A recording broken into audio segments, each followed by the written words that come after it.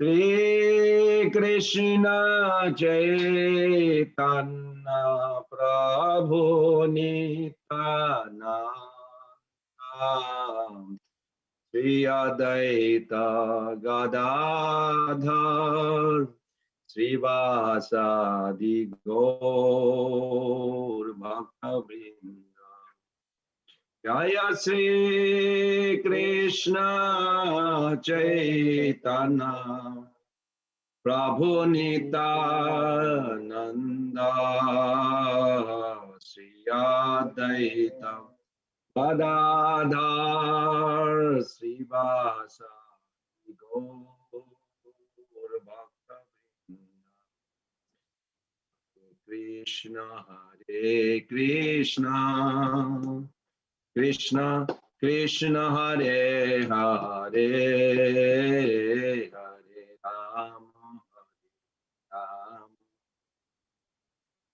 Rama Rama Hare Hare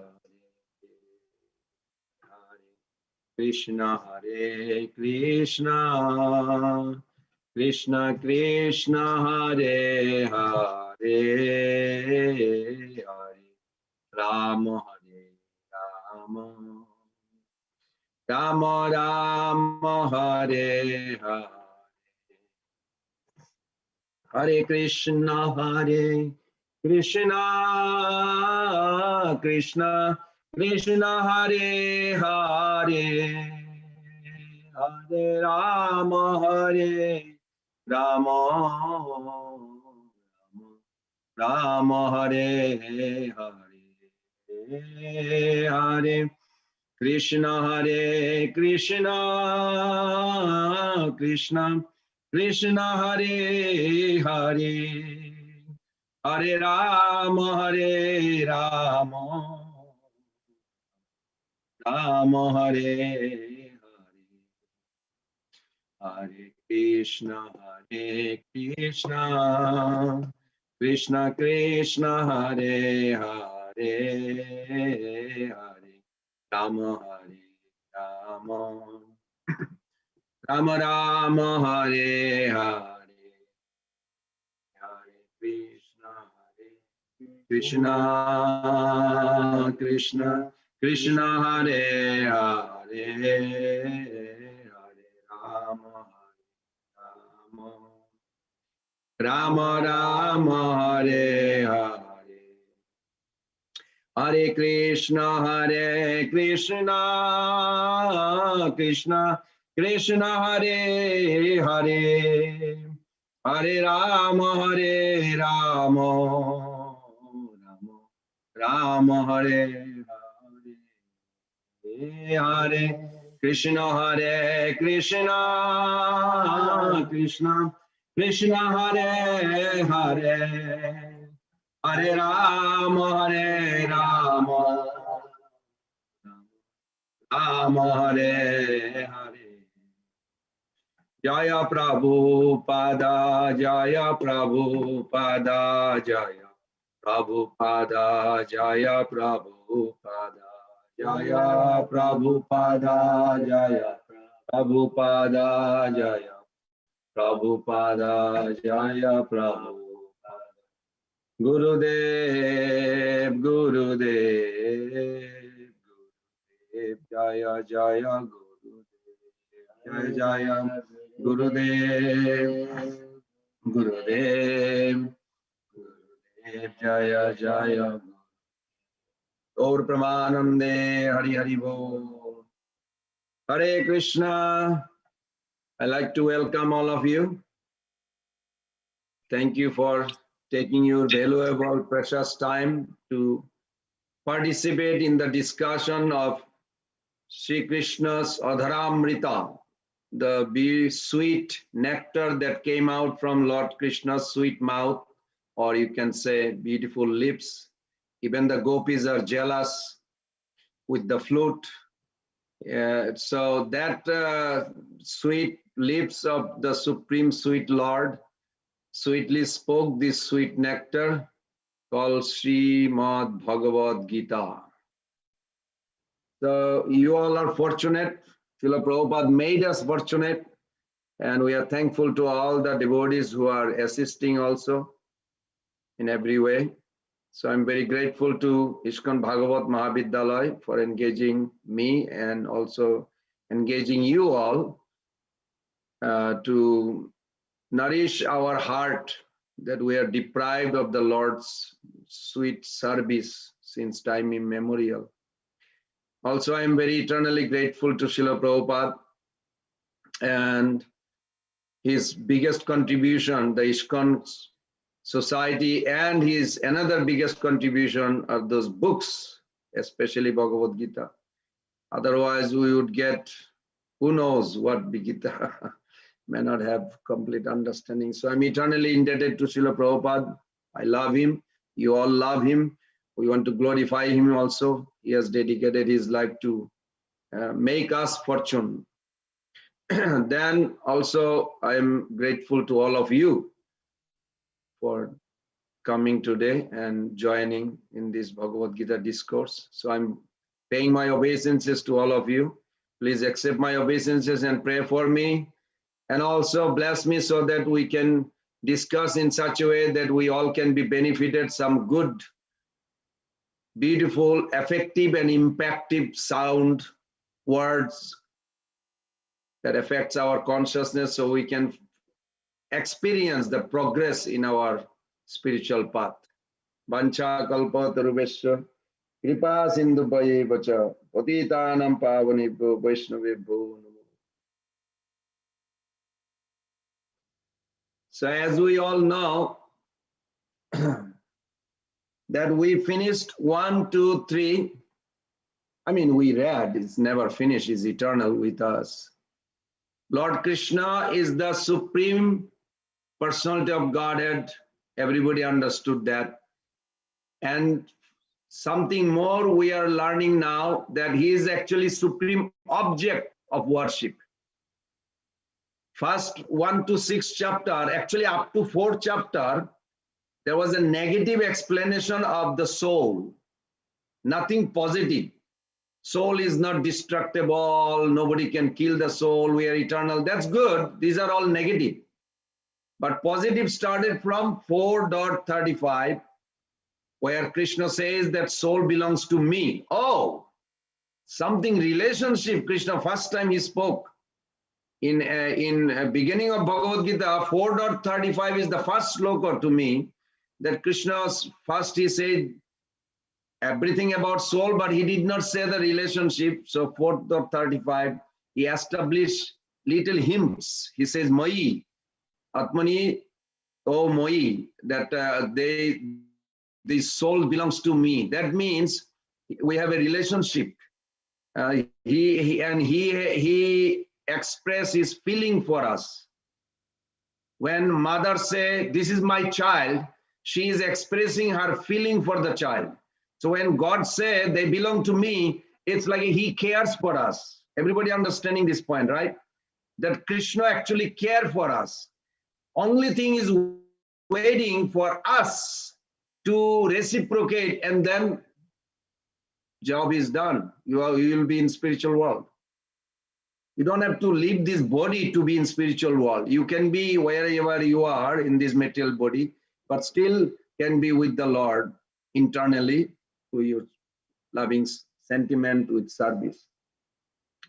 So soul is eternally related to him through transcendental devotional service. This is what this chapter also actually began with 7th chapter. By reviving one's pure devotion, one returns to Krishna in the spiritual realm. And this chapter entitled Raja Vidya, the king of knowledge. So Krishna began this chapter with 3 verses, eulogizing the knowledge he will reveal. The first 3 verses that we have accomplished some aspect last Saturday. Here Krishna, Sri Krishna, wants to get Arjuna's undivided attention. So maybe I'm also begging all of you, please try to put your attention. in this chapter, little more than any other chapter. As the knowledge to be revealed is very important. Furthermore, Sri Krishna himself is filled with emotion as he begins to speak about that by which he is conquered. Just like a mother don't feel comfortable when the child is not taking the medicine, so Krishna also, being very loving by nature, he feels happy when the children are listening, means they will come back home and all their problem will be solved. So it makes him happy. So maybe we can internally, we should show our appreciation and eagerness to come and serve him. Not that he needs your service. Try to understand this. When Krishna says, end of this chapter, when Krishna says, Manmana bhava mad bhakta, mad jajimam namaskuru, pay obeisances unto me at the end. He does not need your obeisances. I don't mean to be rude to you, but try to think like this. Because we come from conditional life, we think like, oh, God needs our bow down to him, bow down to his lotus feet. No, he does not need. Krishna has an unlimited billion, zillion soul every day bowing down in the spiritual world. He does not need, how many people join right now? 36. He doesn't need 36, another soul to bow down to his feet. Then why does he repeat that sentence again in 18th chapter? Mam namaskuru. Again, 1865, he repeated the same. Because he reveals this sloka before. What did he repeat?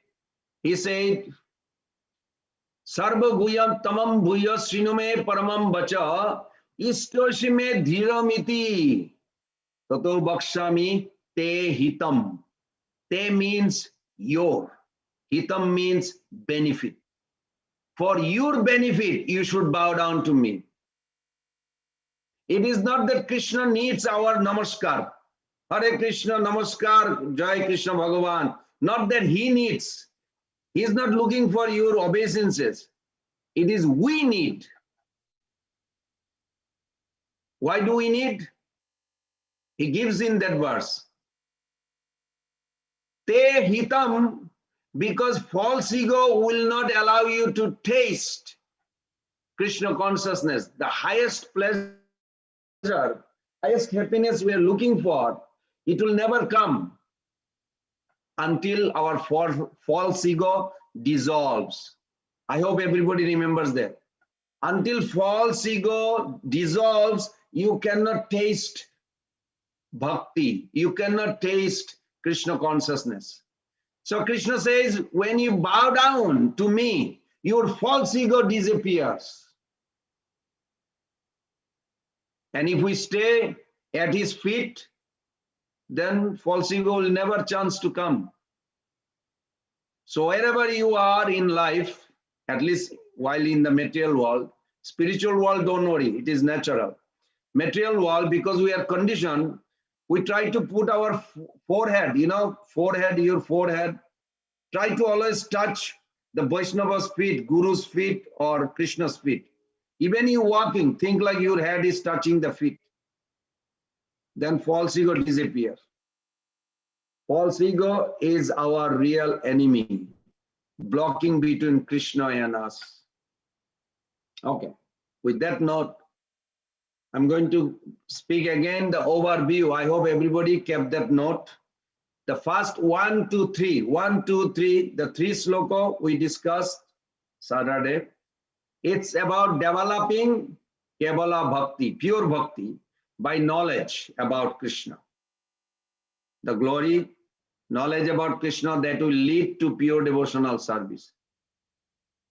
Second section, 4 to 10, text 4 to 10.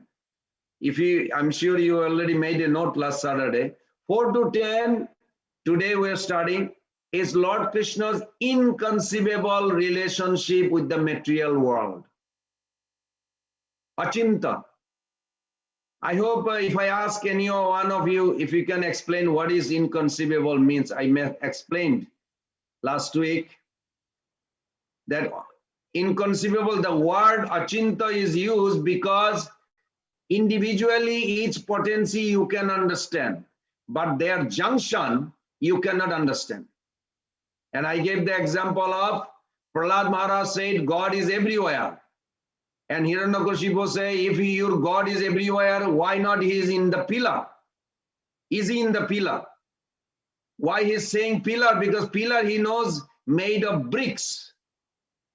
So when we believe that God is everywhere, that doesn't mean we don't believe the bricks. Bricks also there.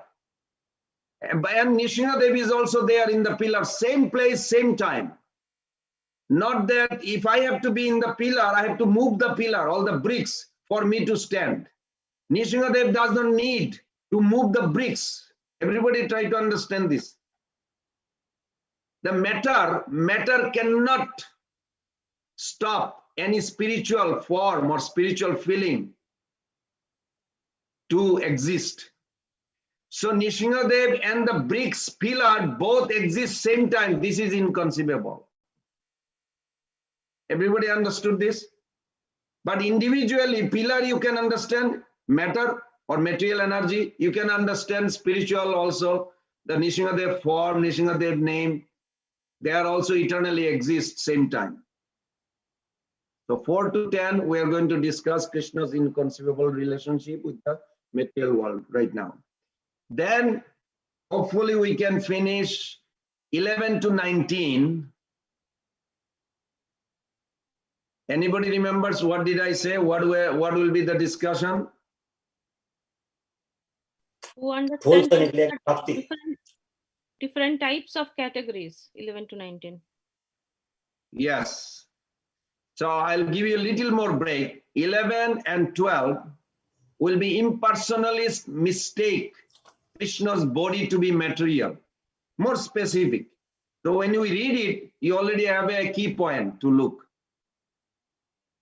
And 13 to 14, Kevala Bhakta, means pure devotees. They also see Krishna. 11 to 12, 11 and 12, impersonalist, how they see Krishna. 13 to 14, 13 plus 14, how pure devotees see Krishna or Krishna's body, more specific. Then 15, 3 types of worshipper we will discover. And then 16 to 19 is the universal worshipper.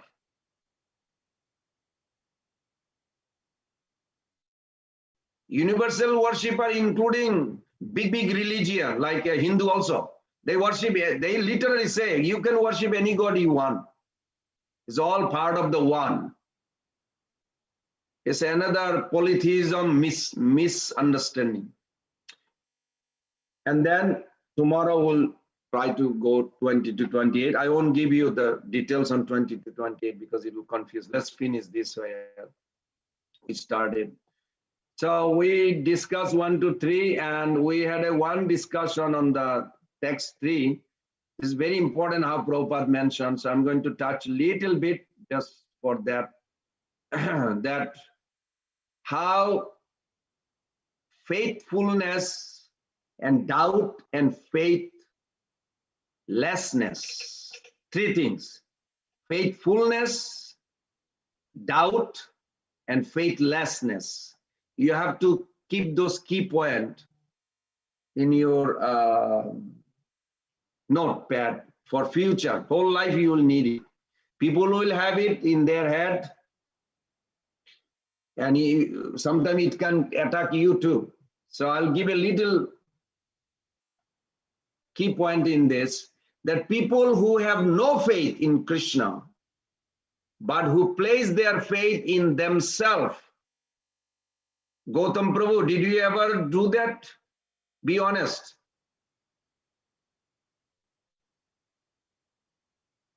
No, Prabhuji.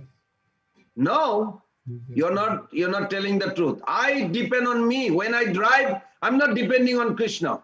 I am driving. I know where to go. Right turn or left turn, I'll figure it out. Did you ever do that, or you always depending on Krishna? No. Yeah, I do it, Prabhuji. I do it. We all do. Yes, Prabhuji. This is relevant to our life. That's why I'm saying it. You have to make those notes. So the point is that when we have no faith in Krishna, but I'm not saying that most of us do have a faith. But there are a lot of people, even in India, they have no faith in God, but they have faith in themselves and in material objectives. Not only themselves, also they believe in the material things. If I buy the ice cream, I'll be very happy. It's so hot, I want the ice cream. And they really have a faith. They convince themselves, if I have the ice cream, I'll be very happy. So, for one, they are often envious of and angry with God or Krishna and disrespect his devotees. They are also dissatisfied. See, they disrespect one thing, but they're not happy either. They're unhappy, without peace of mind. They adamantly ignore spiritual knowledge and establish their own belief. You will see your neighbor, sometimes your own mind create like this, or your relatives, you'll find like this character.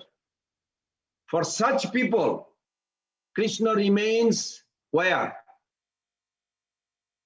In their heart or somewhere? Anybody can answer? Everywhere, Prabhuji, in our heart and outside also. No, please write it down. They remain in your heart, but hidden. Write it hidden, means not visible. Yeah. Because they have no faith, Krishna is there, but hidden, no visibility. They will say there is no God. Yeah, exactly. Because Krishna put the curtain, you cannot see. He's there, but he's not visible. For such people, Krishna remains hidden. For as he says to Arjuna, this is what this chapter deals with. He makes himself known to who? The first verse says, non-envious. Be very careful. This is very important. First verse he says, I am available. He himself, he says, known. If you see no envy in your heart, Krishna is there. You can reciprocate. You can feel his presence. Because you are not envious of me, Krishna said to Arjuna, I shall impart to you knowledge and realization. Now, if I am envy, I don't even remember the sloko. I don't remember how to pray. Because I have some enviousness. We discussed a lot last week, Saturday. Shishupal, an exemplar of faithlessness. So I said three things: faithlessness, doubt, and faithful. Faithlessness, you think Shishupal's life. Voiced his envious, disturbed nature. It's not that he was faithless, but he was happy. No, he was disturbed always. Whenever he hears Krishna's quality or Krishna's name or Krishna's glory, he gets infuriated. And he said, how does this coward boy, the disgrace of his family, deserve your worship? He was so insulting. Of course, Mother Saraswati was nice. She put it into a proper perspective. Shishupal even said, Krishna is not more than a crow deserved to eat in a sacred Porodasha rice cake. Mean is an insult way of saying that, crow means a crow. I'm sure in India you saw, crow never goes to a good place. They're always in a bad, dirty place to eat. And that's why it does. I remember in Calcutta, I used to see that. So, Shishupal is an example of faithlessness. Then we see the Hiranyakashipu, the demoniac father of devoted Prahlad, showed his disturbed disrespectful nature when he angrily said to faultless Prahlad, "O most impudent, unintelligent disruptor of the family, O lowest of mankind, you are an obstinate fool." So we see here, although we ordinarily think of doubt as undesirable, when atheists doubt their atheism, their doubt is beneficial. Srila Prabhupada explains, doubt is one of the important functions of intelligence. Please remember that. Doubt is one of the important functions of intelligence, according to Prabhupada. Blind acceptance of something does not give evidence of intelligence. I hope you understand that, because there is one boy came from India. He was in the university here and he worshipped, I think I mentioned you, he believed Shiva is the supreme origin. And he said because he had no doubt. I said, how did you develop no doubt? He said, because I believe my mother. I said, your mother is not the authority of the Shastra. She is the authority of raising you and food and what is good for you, but not Shastra. Shastra is not a father-mother. It's a realized soul. Krishna is the authority. Is the pure devotees are the authority for Shastra. But he is a sentimentalist. He was very disturbed. And his mother never worshipped any other god except Shiva, and that's it. Now, Shiva is the ultimate object of worship. Well, that's not anywhere it says that. He's a great devotee. Yes, Shivaratri is coming next week. You can explore that field. So the blind faith, that is, he has a blind faith on his mother. That's okay for him. But blind faith is not good for Krishna consciousness, for anybody actually.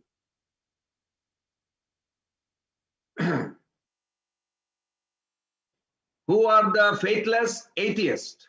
They are faithless, not because they have thought through and weighed all evidence and argument about God's existence, but because they have imbibed the faithlessness of their circumstances or have been exposed to only part of the evidence and argument about God's existence. So their faithlessness is circumstantial because they change. So as Prabhupada did not want his follower to be blind in their faithfulness, so he calls upon materialists not to be blind in their faithlessness. Everybody understand? This is such a nice way of Prabhupada putting it. Rather, all of us are enjoined to consider things carefully, with intelligence, in the association of a clear-headed person. You all know one day Prabhupada was walking and he said, "Oh, this is a beautiful house. Maybe we should have this." I said, some disciples say, "Yes, Prabhupada, we should have this." Then Prabhupada said, "Why?" So we can have temple. Very good. After a little while, Prabhupada saw a nice tree with the fruits and other. Prabhupada said, "That's nice. We should have like this." Say, "Yes, Prabhupada," disciple says, "we should have like this." Why? He says, "So we can offer it to Krishna." After a little while, there is a gentleman going with a dog. So that's a nice dog. We should have this. "Yes, Prabhupada, we should have the dog." Prabhupada said, "Why?" To give it to Krishna. So Krishna doesn't need dog. So that's called, you understand, we have to use intelligence. Then Prabhupada said, "Why don't you use intelligence? Why you agree?" Krishna doesn't need a dog or his worshipping. So we have to utilize our intelligence. We surrender. When we surrender, we don't surrender our intelligence. We surrender our heart. Intelligence has to guide us, keep us focused how to surrender. And if you surrender intelligence, it will be blind follower.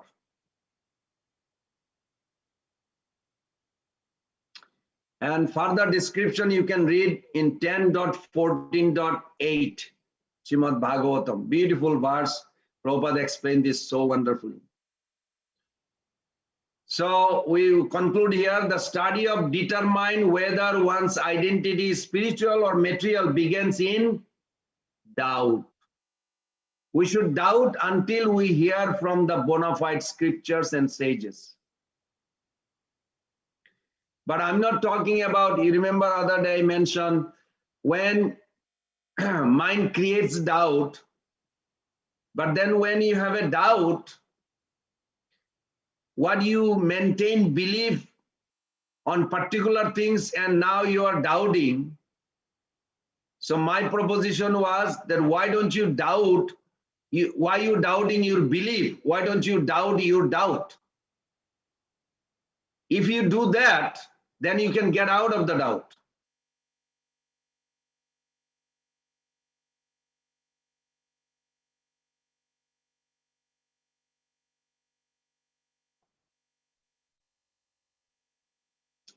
Okay, we are going to begin from text 4.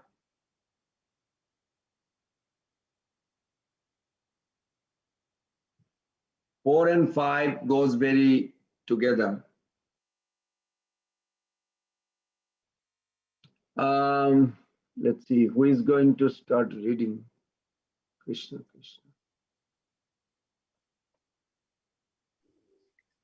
So last Saturday we went up to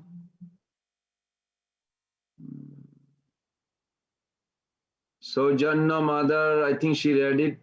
Saundarja. Mother Saundarja, did you read? No, Prabhuji, I didn't Okay, you read. can start. And followed by Satta Devata. Hare Krishna, Prabhu, do you have any other points about these three categories that you mentioned, or this was it? On the faithlessness and faithful.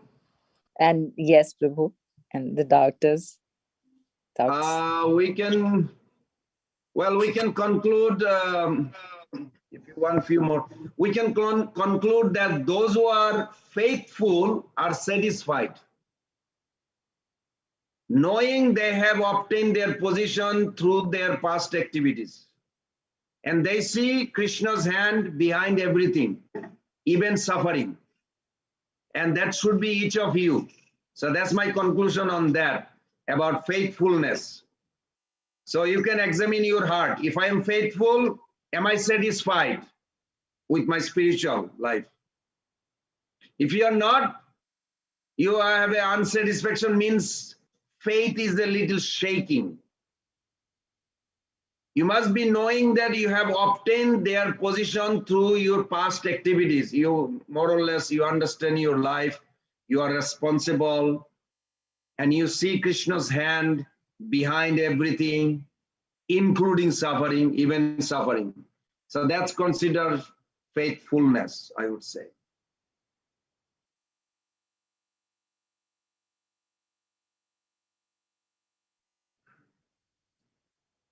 As the faithless have certain characteristics, we can add that.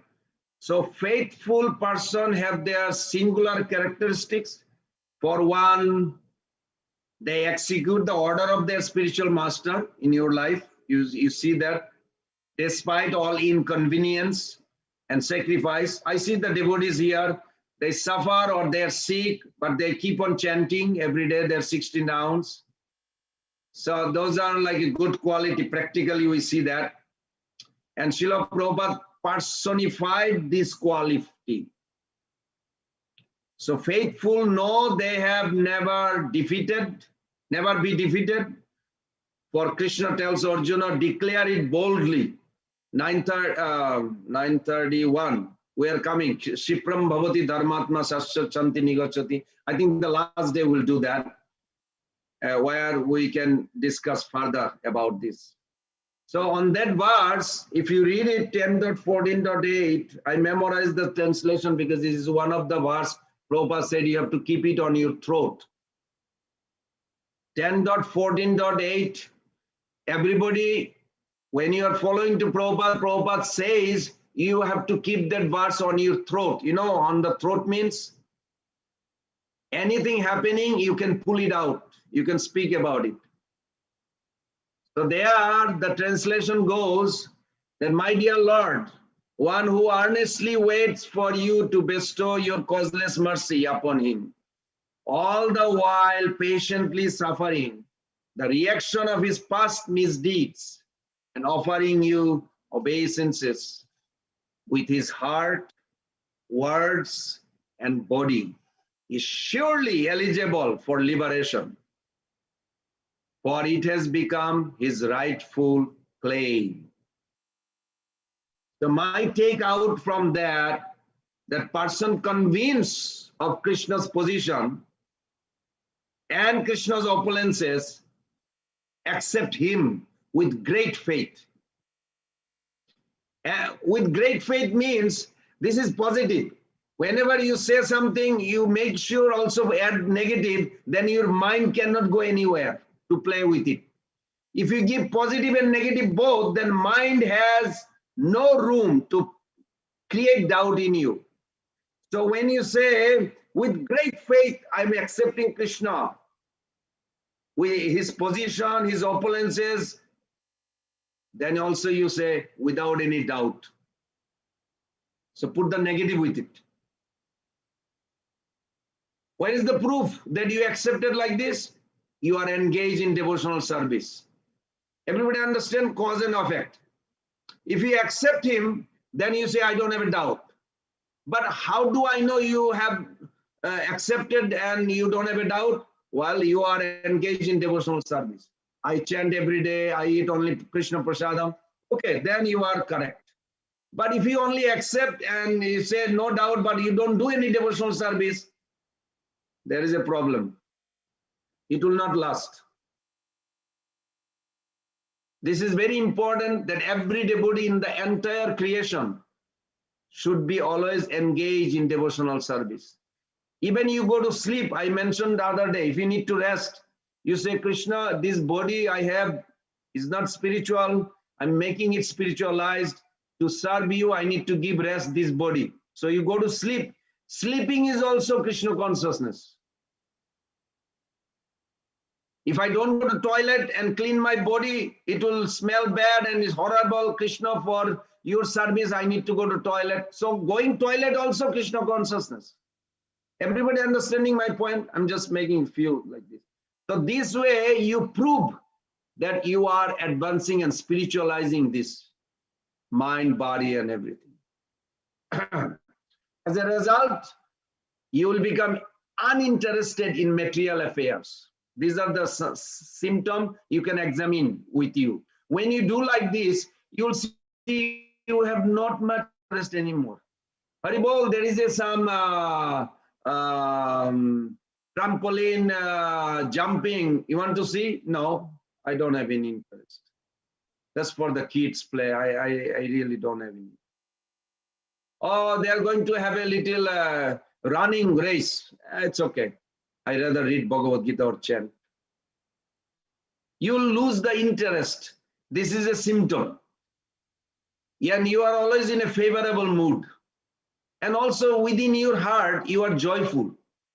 Joyful doesn't mean you have to express through your smile. In Amsterdam, Prabhupada, 3 days, they could not understand. They thought something is wrong with Prabhupada. So they said, Prabhupada, everything is okay? He said, yes. He said, you are so serious. We thought you are a little stressed out or not happy. Prabhupada said, I never been that happy so much. I'm trying to control it. So I'm becoming serious because so much happiness coming out. Rajendra Nandan Prabhu, he's in Mayapur, Prabhupada's disciple, American Bari, white Bari.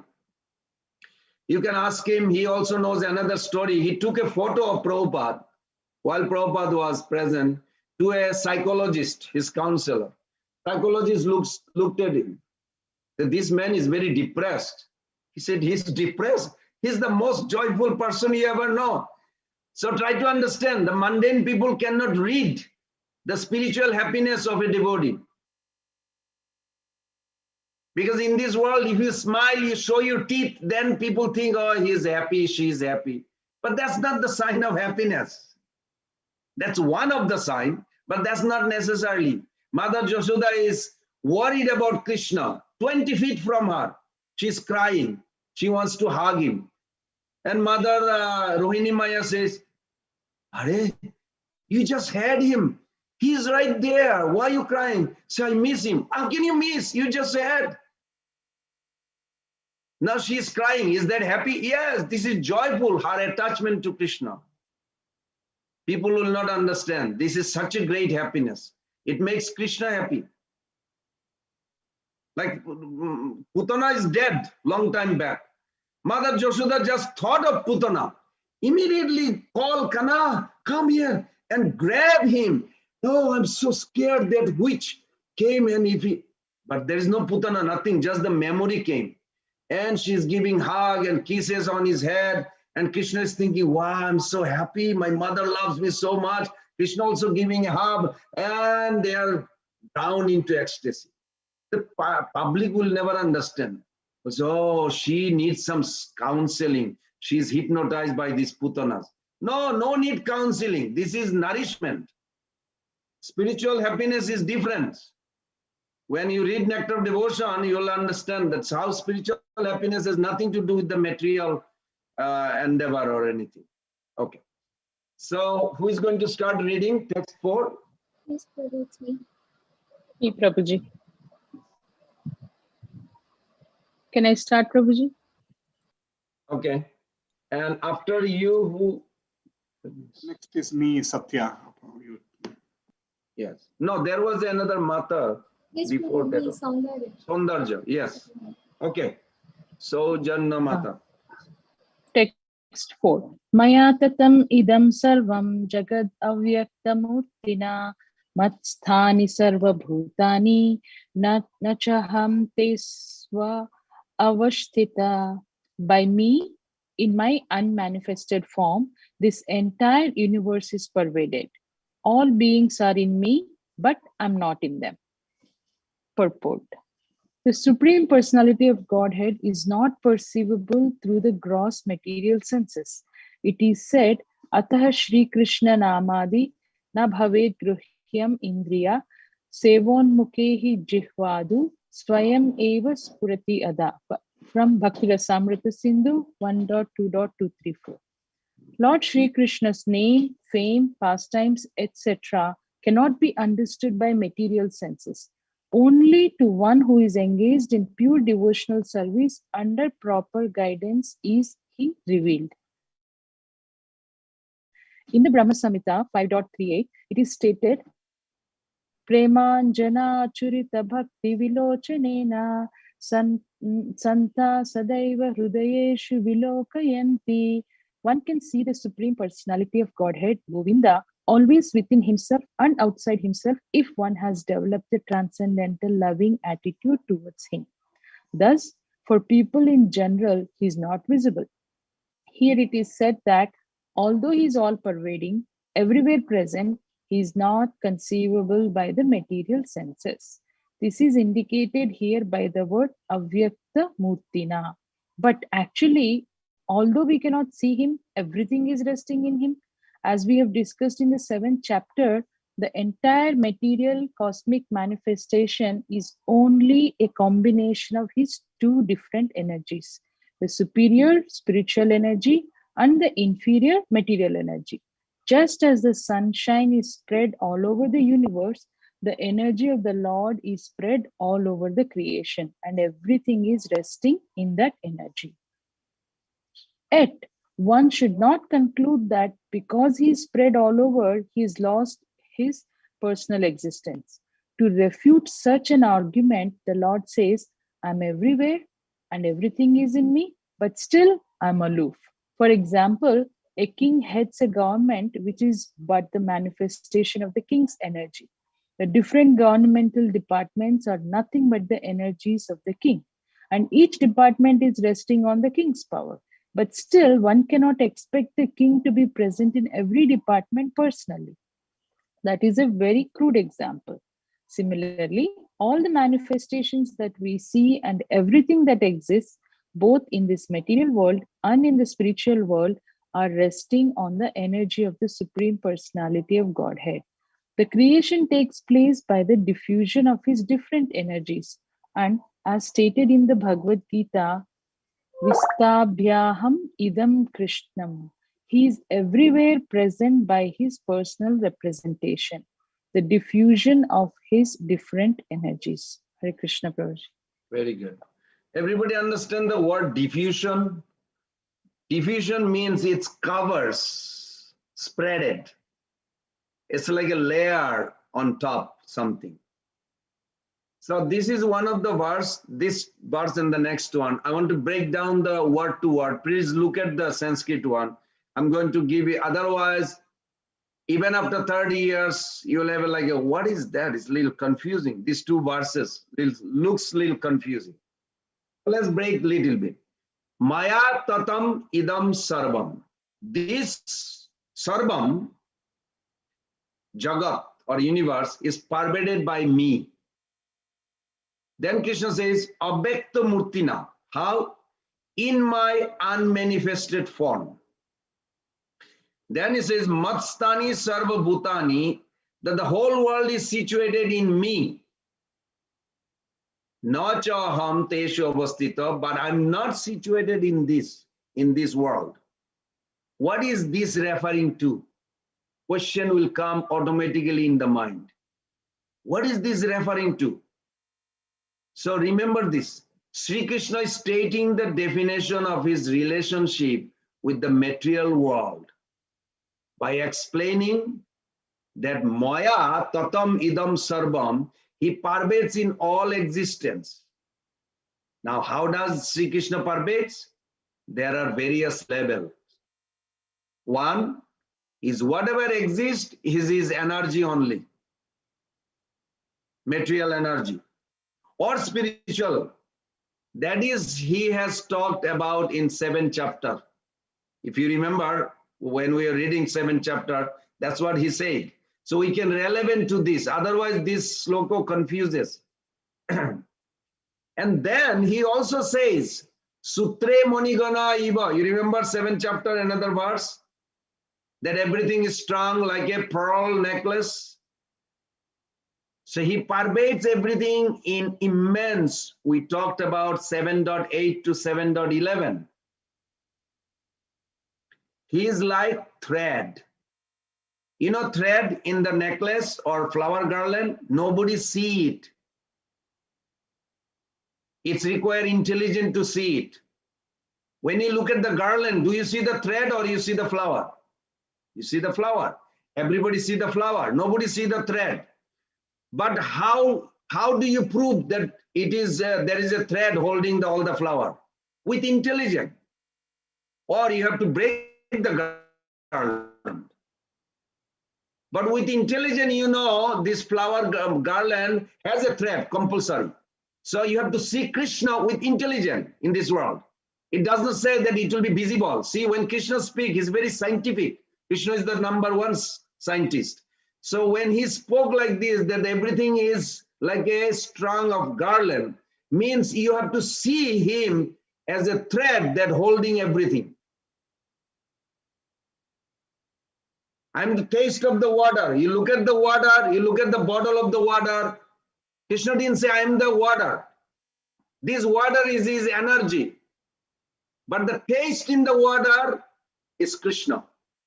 But that's with intelligence you. When you drink, oh, the taste. Without taste, nobody would drink water. Then you think of Krishna. So everybody understanding that concept. He is like the thread in the necklace. Similarly, he's underlining unifying aspect of all creation so that is there. Here he says, Maya tatam idam sarvam, jagat abhyakta murtina. So abhyakta murtina means unmanifested. From generally, this is referred to Brahma Jyoti. Some of you, I'm sure you're already thinking, oh, you mean Brahma Jyoti? Your mind is like triggering. This can also be referred to the energy of the Lord. Srila Prabhupada has mentioned in different contexts that everything eminent from Sri Krishna's energy. So everything can be used in Krishna's service.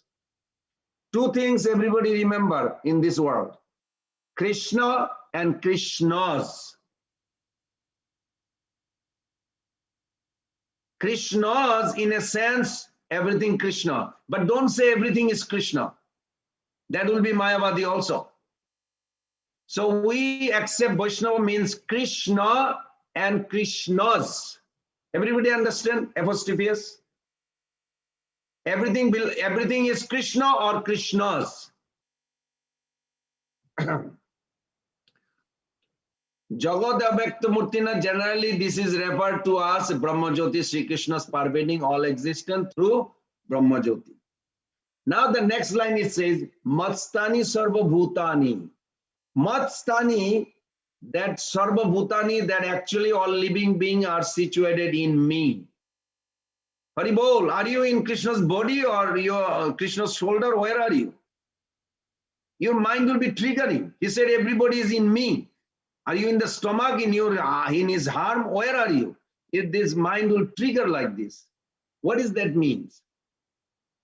How they all are situated in me? That should be the question. This is referred to the super soul aspect. You must remember this. Super soul is with all living beings. He sustains everything. Matstani sarva bhutani. This is what it means. Then he says, Nachaham tesho avastita. But I'm not situated in them. What does that mean? He just said everything in me. Now he says he's not situated in them. This refers to Sri Krishna's transcendence. Krishna exists beyond material world.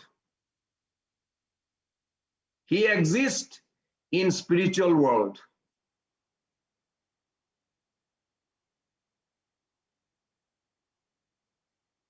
So he is saying, I am not situated in these things. Nachaham tesho avastita. I am not situated. Sri Krishna has talked about this point in 7th chapter. If you remember, make a little note later on. You can look at it. 7.12, 13.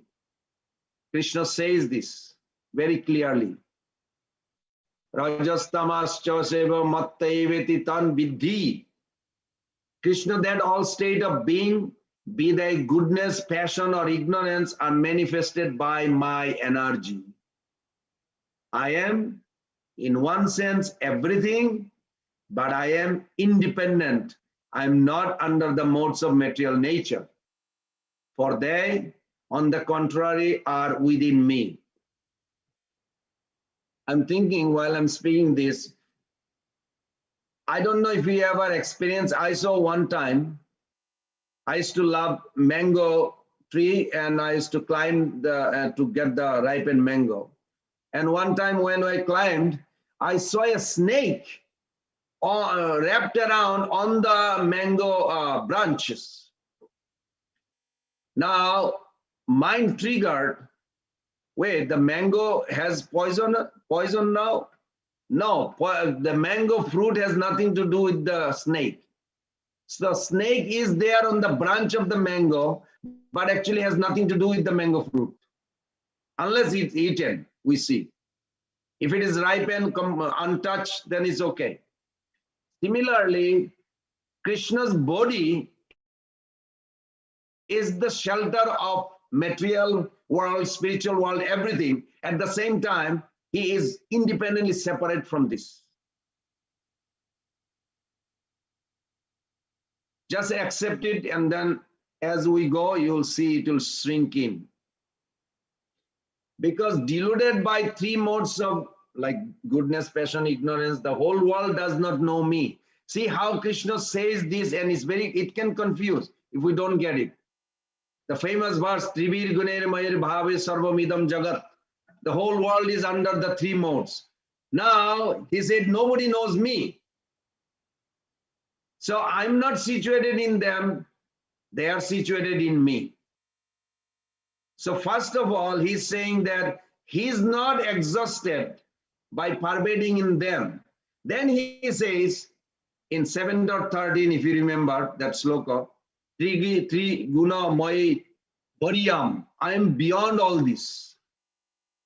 So I am transcendental to the three modes. All living entities are bewildered by three modes, but I am transcendental to the three modes.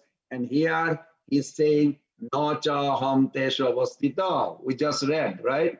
I'm not situated in this. Now, how does Srila Prabhupada explain this? I'm going to repeat that. Srila Prabhupada emphasized that Krishna cannot be understood by material sense perception. He is understood by spiritual revelation. Shayam mes purati adha. Another example, I think I mentioned that. Anybody remembers that what is the spiritual attitude and what is the material attitude? You individually can actually develop an attitude. For an example, if I look at Pradhan Prabhu in the Zoom, I'm looking at Pradhan Prabhu. He's just a guy, belongs to this world. That is material vision to him. Who created? I created. So he's material to me. Now, if I see him, well, he has a tilakam. He is attending Bhagavad Gita class. He loves Krishna. He is eager to hear. He is a dear devotee of Krishna. That is spiritual attitude. Can you see how I made material and spiritual? Something like this. You make this, you have to make this all the time. You want to stay in spiritual, you have to voluntarily, consciously, you have to choose to develop that attitude. Then it will be spiritual. Because material view and spiritual view side by side exist. Choice is up to you. You can see the whole world belongs to Krishna, or you can see the whole world belongs to you, for you to enjoy. Okay, text 5. Mother, who was that? Prabhuji, one quick question, Prabhuji. So Yes. in this, the example which Prabhupada has given about the king and his king's department, I understand what you have said and what Prabhupada has explained, that he's explaining that Krishna is, as you said, Krishna's energy is there everywhere. But here it is also said, one line, that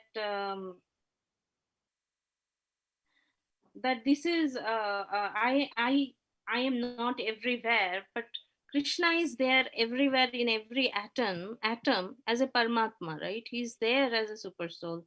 So why did he give this example? Because he's existing as a Paramatma everywhere, right? How can we just say Krishna's energy? Krishna is himself is also there everywhere. Well, let's see one more time what I read here. Srila Prabhupada emphasized that the Krishna cannot be understood by material sense perception. He is understood by spiritual revelation. He will reveal. Spurati Adha. He has quoted several times. He is quoting once again over here in this purport. Then Srila Prabhupada explains pervadeness through influence, through power, like king, his kingdom. You follow? The pervadeness through influence, through power, like king, his kingdom, or a ruler pervade his rule through the influence, so like that Krishna pervades through his energies. Now, whatever is happening is through interaction of his energies, and that is how he controls.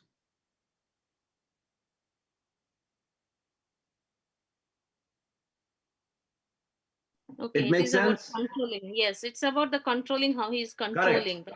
Correct. Thank you. Thank Okay, the next Mata. Yes, Prabhu. Am I audible, Prabhu? Any question? Can you read number 5? Yes. Bhagavad Gita 9.5. Little louder will be good. Yeah, is it audible now? Yes. Nachamastani bhutani pashyeme yoga ashwaram bhuta brahma cha bhutasto mamatma bhuta bhavana. Translation. And yet everything that is created does not rest in me. Behold my mystic opulence. Although I'm the maintainer of all living entities, and although I'm everywhere, I'm not a part of this cosmic manifestation. For myself is the very source of creation. Oh, Krishna. This sloka even just almost like opposite to the previous one. That's why this is a beautiful sloka. Krishna is revealing his secret. Okay, please go ahead with the purport. Okay. Lord says that everything is resting on him. Matstani Sarva Bhutani. This should not be misunderstood. The Lord is not directly concerned with the maintenance and sustenance of this material manifestation. Sometimes we see a picture of Atlas holding the globe on his shoulders. He seems to be very tired, holding his great earthly planet. Such an image should not be entertained in connection with Krishna's upholding this created universe. He says that although everything is resting on him, he is aloof. The planetary systems are floating in space, and this space is the energy of Supreme Lord. But he is different from space. He is differently situated. Therefore, the Lord says, although they are situated on my inconceivable energy, as a Supreme Personality of Godhead, I am aloof from them. This is the inconceivable opulence of the Lord. In the Nirukta Vedic dictionary, it is said, Yujyate Nena Durgadeshu Karyeshu. The Supreme Lord is performing inconceivably wonderful pastimes, displaying his energy. His person is full of different potent energies, and his determination is itself actual fact. In this way, the personality of Godhead is to be understood. We may think of doing something, but there are so many impediments, and sometimes it is not possible to do as we like. But when Krishna wants to do something simply by his willing, everything is performed so perfectly that one cannot imagine how it's being done. The Lord explains this fact. Although he is the maintainer and sustainer of the entire material manifestation, he does not touch this material manifestation. Simply by his supreme will, everything is created, everything is sustained, everything is maintained, and everything is annihilated.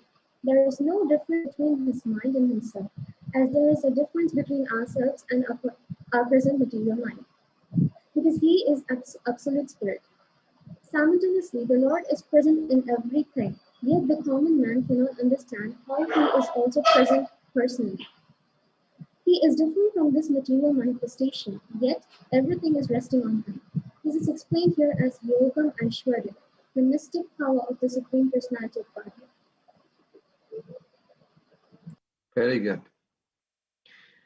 Okay, let's break down this sloka also. Just previous one and this one, because these two sloka, it will be always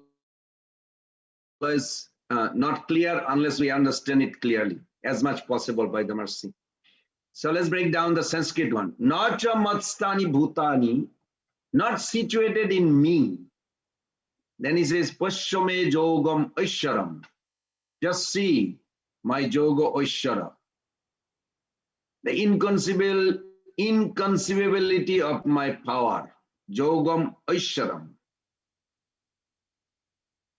What Krishna is elaborating? That's the question. Bhuta brinna cha bhutastu. I am maintainer of all living beings. But not cha bhutastu. I am not situated in them. Mamatma bhuta bhavana. Actually, I am the source of all manifestation. There is conceptual, concentrated recite in this verse. So let's see little more sharp way. or more clearly. Nacho matstani bhutani. Now there cannot be more direct contradiction of previous verse than here. I mean, at least in Bhagavad Gita. Sri Krishna said in 9.4, Matstani Sarva Bhutani. If you look at the text 4, all living beings are situated in me. Now in this verse he says, 9.5, what he is saying, Nacha Matstani Bhutani, this is direct contradiction. Can you see that? If you look at side by side, everybody's with me? Okay. Now, how can Sri Krishna contradicts? Human being they do in this world, but Supreme Lord does not. So how to understand? Is it like when sometime we give classes, we say, oh, I don't mean that, I mean this, like sometimes we see the speaker speak like that. Krishna making mistake here too? No! Sri Krishna does not make any mistake like myself or, conditioned soul. Because he is Supreme God, he is omniscient. It's not like he forgets sometime, oh yeah, I forgot. No, not like that. Never, ever a time. These two potency conflict. I don't know if you ever heard that. I'm sure you probably heard this. Mugdata, Sarvagata. Sarvagata means all-knowing, all time. Mugdata means he's overwhelmed while he's experiencing this rasa. Krishna is crying and he absorbed on the incident what just happened with Mother Yashoda. And you will be thinking, oh my God, I'm in Canada, I'm praying to Krishna, he's absorbed with Mother Yashoda. Does he hear? How does he hear? I'm crying, I'm praying, but he is absorbed with the gopis and Radharani. How is going to hear? We should understand these two potency, Sarvagata. Every little things, even in the Zoom class that we are discussing, he is hearing completely.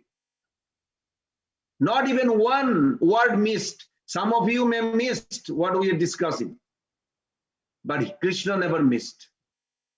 At the same time, he has Mugdata, means he has completely gave himself to Radharani or Mother Yashoda or Subal, and he's playing, running with Subal completely. How is possible he hears this Zoom class? He is hearing also. That's why it is inconceivable.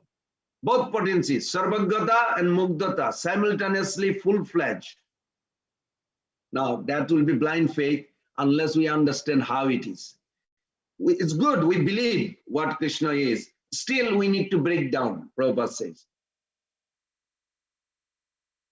He is actually, through contradiction, helping us to rise to a higher level of understanding, a higher level of understanding that is called Artha Patte, which means two contradictory points are made to draw attention to a deeper unifying truth, a deeper truth that reconciles both the statements. How? Suppose we have a statement in Jaiva Dharma, I read that, in Jaiva Dharma, Bhaktivinoda Thakur writes, Devadatta does not eat food throughout the day. I was using one of devotee here. I asked him, he's listening, he's sitting here. I asked him, this chubby boy does not eat during the day. I said, what did you understand? He said, he must be eating at night. But did I say that? No.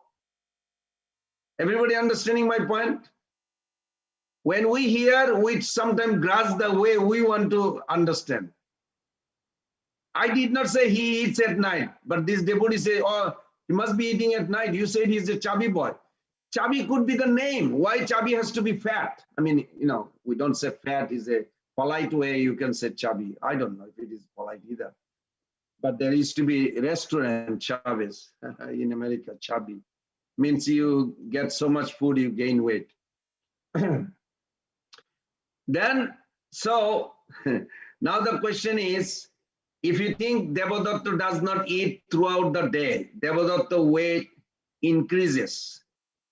How can these two statements is true? The person not eating food, the weight cannot increase. So at least one of the statement mentioned above is not true. Isn't logically we think like that?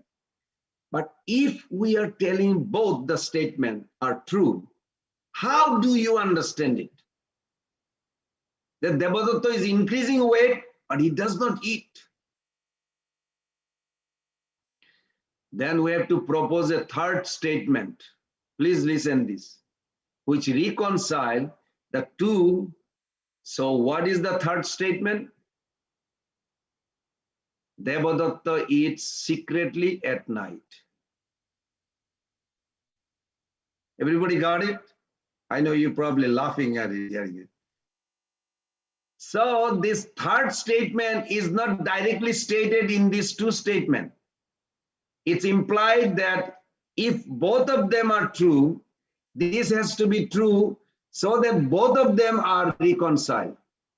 So Arthapatti is called postulation, is one of the Sabda Praman, one of the ways of acquiring knowledge. So Arthapatti in Jaivadharma, Bhaktivinoda Thakur explains, are used in scriptures to reveal the harmony in apparently contradictory statement. How is that done? By the postulation of the third statement. Like scripture says that God does not have a form. It says that, arupa, arupa. In Sanskrit, arupa means no rupa, no form. Then it says God is ururupa. Gajendra said in his prayers, if you look at it, arupa, ururupa, kama, ashabja, karmana. Gajendra's prayer, Gajendra Moksha. Arupa is not form, and urupa is many form. So how is this statement reconciled? Reconciliation is by the point that he does not have material form, but he has a spiritual form. So Arupa is Lord does not have a material form, but it's a spiritual form. Similarly, we can reconcile different statements when they seem to be superficially contradictory. So this statement, if we try to understand them at a literal level, not that we have to go metaphorical level, but if we hung up with them, no, this must be wrong, both of them cannot be correct. So these are like banana peel. So when we walk on banana peels, we slip over and fall. If we are not guided by Guru, Sadhu, and Shastra, try to study the scriptures, then in scriptures we often find many philosophical banana peels. What do you mean by that? These are concepts when we try to walk on them conceptually, intellectually, we slips and fall. If we don't want that to happen, we have to be careful, very careful.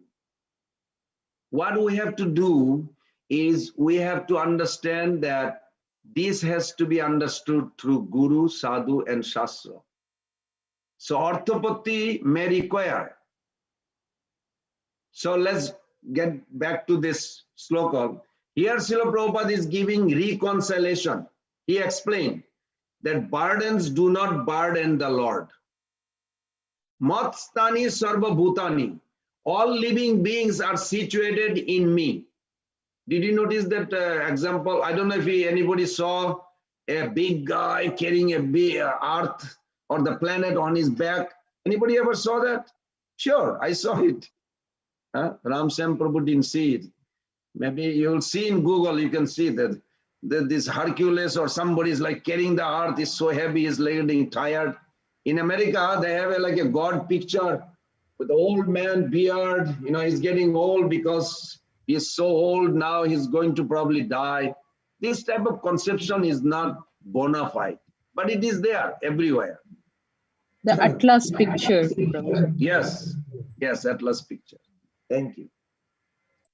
So Srila Prabhupada talked about, why did Prabhupada bring that examples? Out of his mercy, he brought that in the purport, so we can grasp it.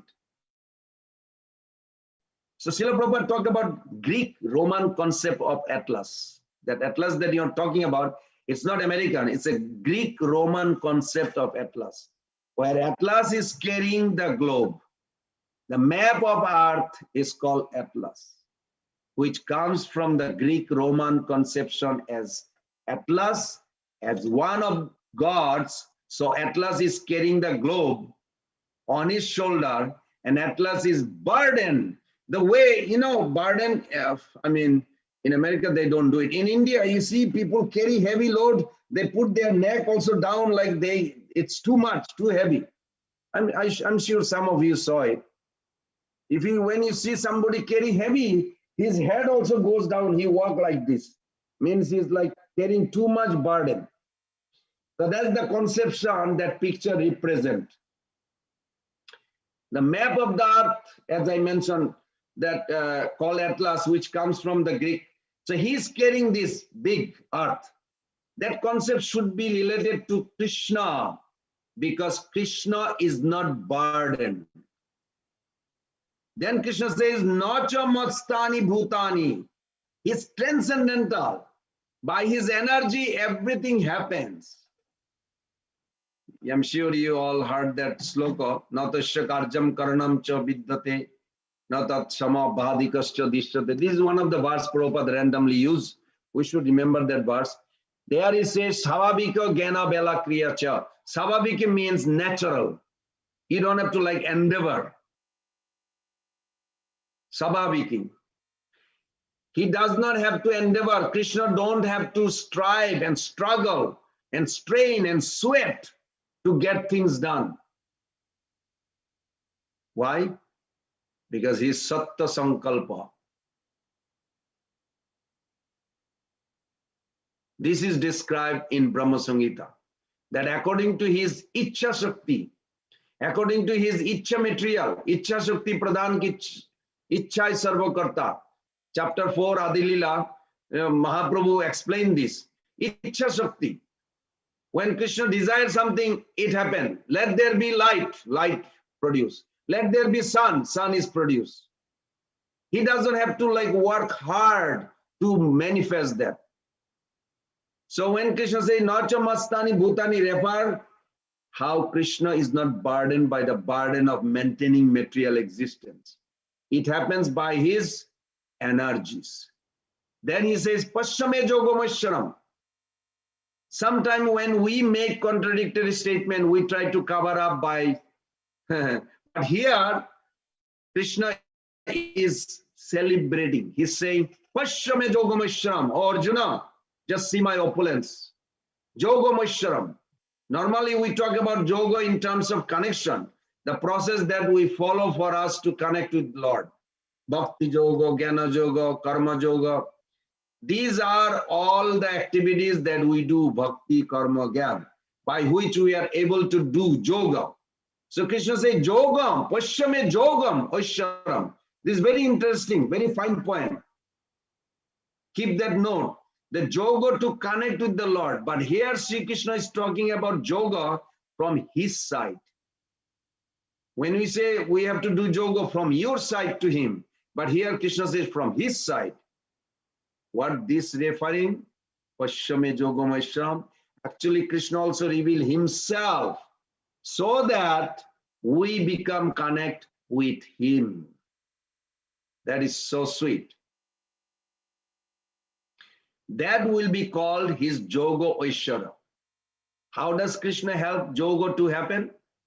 Yoga means connection. So for the connection between Lord and soul to happen, the soul has to endeavor by doing sadhana that the soul does through various paths like karma yoga. But Lord also revealed himself so that we can know him. So that revelation from the Lord, that can also be called as yoga. Now here, Krishna is saying that my mystic opulence, Srila Prabhupada translated, what is it saying? It's mystic. The mystic is not in terms of not clear. It is a mysterious, astonishing, achinta. Means you cannot figure it out. It's wonderful. These sorts of understanding increase devotees' appreciation of Lord, for the Lord, and how wonderful the Lord is. We see simple, faithful appreciation in the story of Narad Muni and the cobbler. You remember one day I mentioned that story? Everybody remembers that, no? This is a famous, common story in ISKCON. The cobbler had a faith, and then the scholar Brahmana didn't have a faith. Okay. So similarly, when we see Krishna's capacity as extraordinary, it increases our appreciation. Sometimes when people hear the pastimes of Krishna, especially the miraculous pastimes, for example, the pastimes like lifting Govardhan, and Prabhupada was genius about it. Whenever somebody would challenge him, Mayavad is about God, Prabhupada say, okay, you lift up this house or lift up this building, let's see. Krishna lifted up 28 miles Govardhan. So like that. So Bhuta Brin, I am the maintainer of living entity. Nacha Bhutastu, I am not situated in them. So what is the contradiction over here?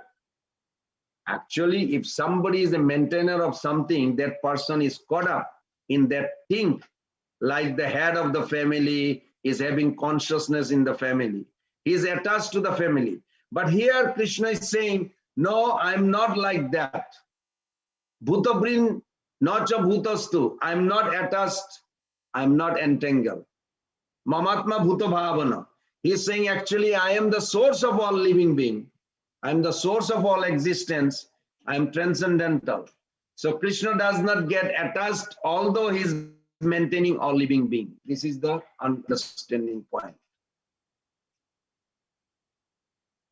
And boy, we can discuss this. Actually, a lot of dictionary definition also given in Sanskrit dictionary gave. So I'll end with this, that sorry.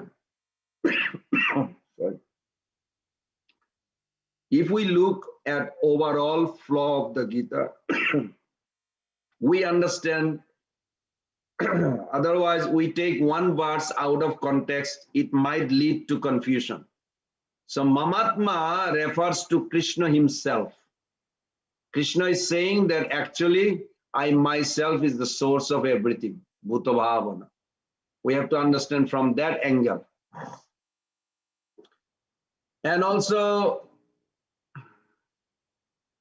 I mean, if doubt comes, like I had a doubt, when we talk about Krishna being omnipresent, does that refer to his presence as his energy? When Krishna is saying, I'm everywhere, does it mean like Krishna literally everywhere, or his energy is everywhere? What do you understand? He says, Sarvam Kalvidam Brahma. Everything is Brahma. Or is Krishna present as a super soul everywhere?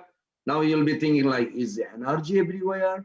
Is the super soul everywhere? Or Krishna really everywhere, he himself? Well, I give you a little clue. This 9.4, you meditate on it. 9.5, please meditate on it. Now what Krishna is saying here, I'll end with this, that here Krishna first says, everything is sustained by me. Matstani sarvabhutani, na chaham teshu avastitam. Everything is sustained by me, but I'm not present there. Everybody got it? I maintain doesn't mean I have to be present there. So that's halfway. Then he says, actually, everything is not sustained by me. Then it's like opposite. So here Krishna is talking about his different manifestation. Means he himself is not there, but his manifestation is there. Everybody got that point? That's also clear. Then comes The two lines, first two lines, first talk about the first two lines, talk about the Brahman manifestation. Matstani Sarva Bhutami talks about his Paramatma manifestation. I sustain everything. Nacham Teshavastita talks about his Bhagavan manifestation. I'm not present in that.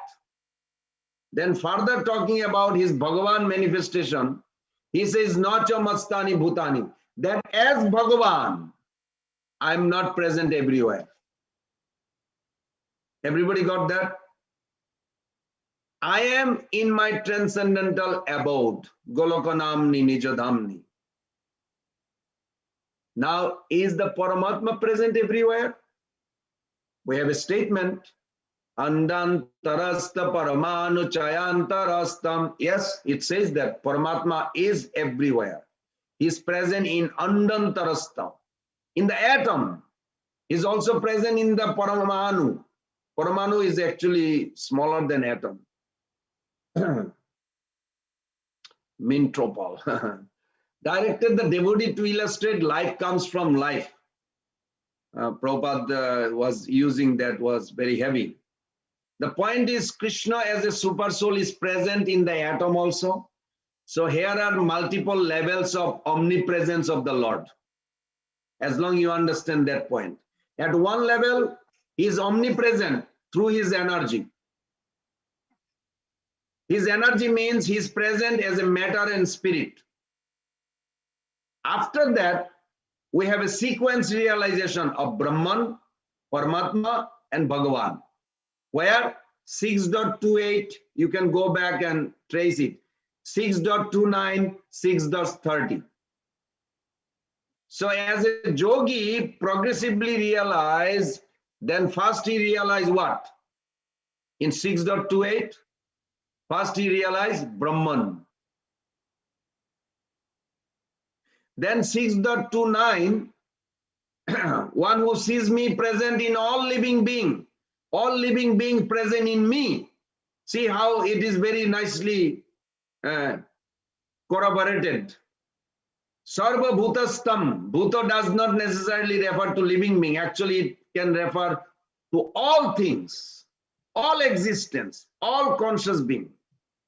It can be all living beings, all things, living or non-living. So Krishna is situated in everything.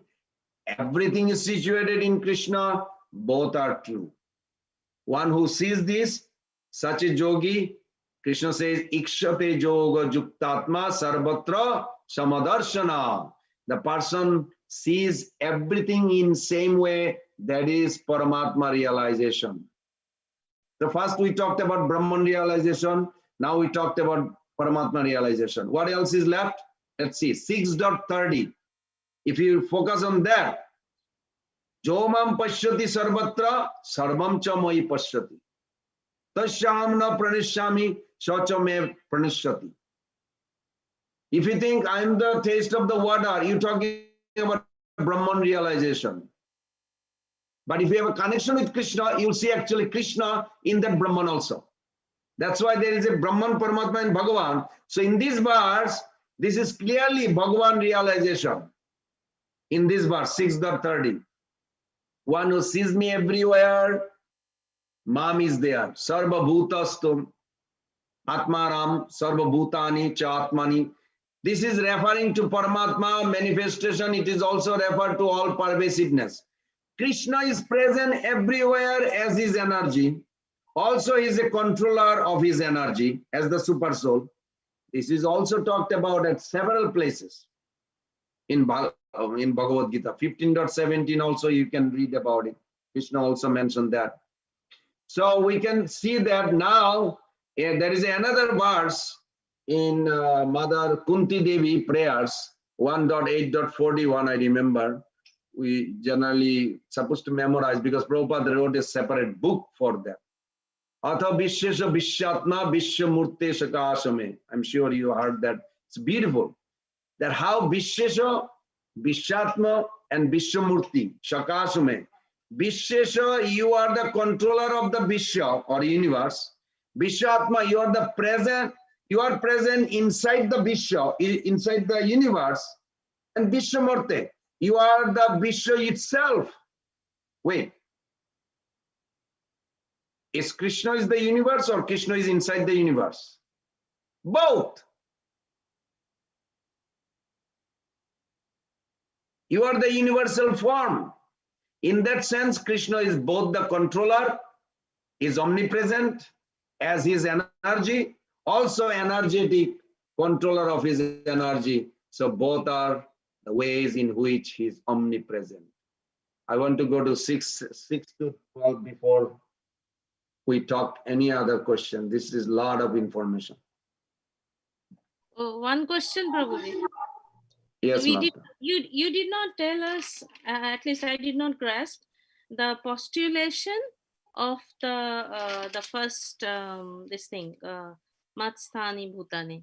So what is the in between which we have to understand, like you were giving example? Matstani.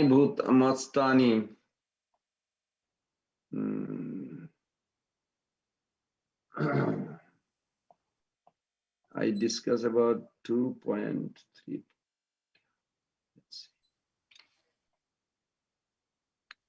Nacho Matstani Bhutani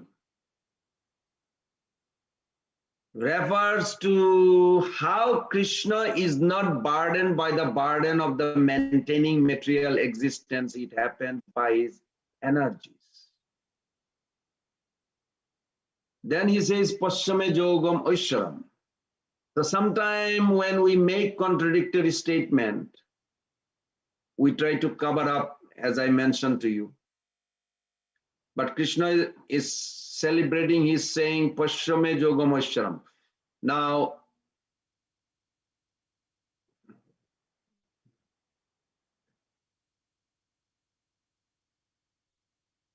let's see. Bhuta Breen, I'm the maintainer of living entity. Bhuta Breen, Nacho Bhutastu, I'm not attached, I'm not entangled. That part also we discussed, no? Yes. Yes, Prabhuji. Okay, so Krishna does not get attached. Yes, we discussed that, I remember saying that. Now the last line, oh, I see. You paying attention, very good. Now last line has an interesting usage, Mamatma Bhuta Bhavana. I thought we discussed that, or maybe not. No, Mamatma, not that one, Prabhuji. You discussed, I think, that one. No, what okay. I'm saying is in the fourth and the fifth text, there is a contradiction, which you gave example of that chubby boy. So there is a third sentence in between, that is the term which you said post, what is that? One second. Yeah, postulation, Arthapati, right? So that, Yes. that line, I'm asking that in this first verse, in the fourth and fifth, which contradict, right? So is there a line, proper line, which we can understand?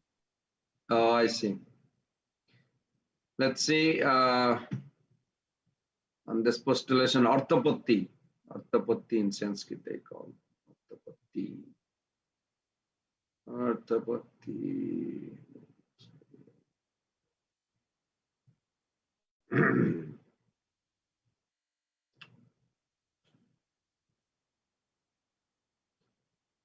So here, let's see, which means two contradictory points are made to draw attention to a deeper unifying truth that reconciles. So we mentioned about this example, Bhaktivinoda Thakur mentioned Devadatta.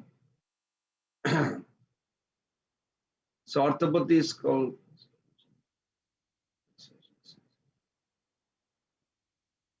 So we discuss about this Arupa, how that also given an example to reconcile that. Arupa, Ururupa. That also can be applied. Let's see.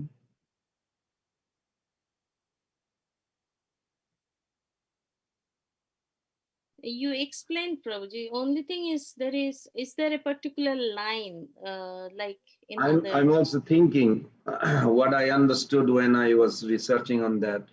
Nacha Matstani, transcendental and his energy, everything happened. Savaviki Gyana Bolakriya, that was explained last night.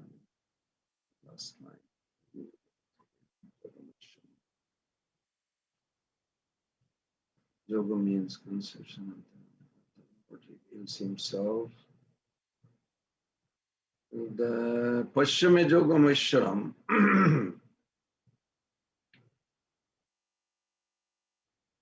The reconciliation, I think Bhaktivinoda Thakur, according to this, he just gave that focus point is Pashyame Yogam Ishwaram. When we see Sri Krishna's capacity as extraordinary, it increases our appreciation. We discussed, I thought we discussed that. Bhutabrin and the maintainer of the living entity. Nachamosta. Nacha Bhutastu, but I'm not situated in them. What is the contradictory over here? So let's see. So actually, if somebody is maintainer of something, that person is caught up in that thing, like a head of the family. But here Krishna is saying, I'm not like that. Bhutasto, I'm not attached and I'm not entangled. So from that angle, we can look at it, Mamatma Bhuta Bhavana. He is saying, actually, I'm the source of living being, I'm the source of all existence, I am transcendental. So Krishna does not get attached, although he's maintaining all living being. So in that sense, Krishna made his beautiful creation, but he is interested into us. If we want to mash it up, Krishna allows us to do so.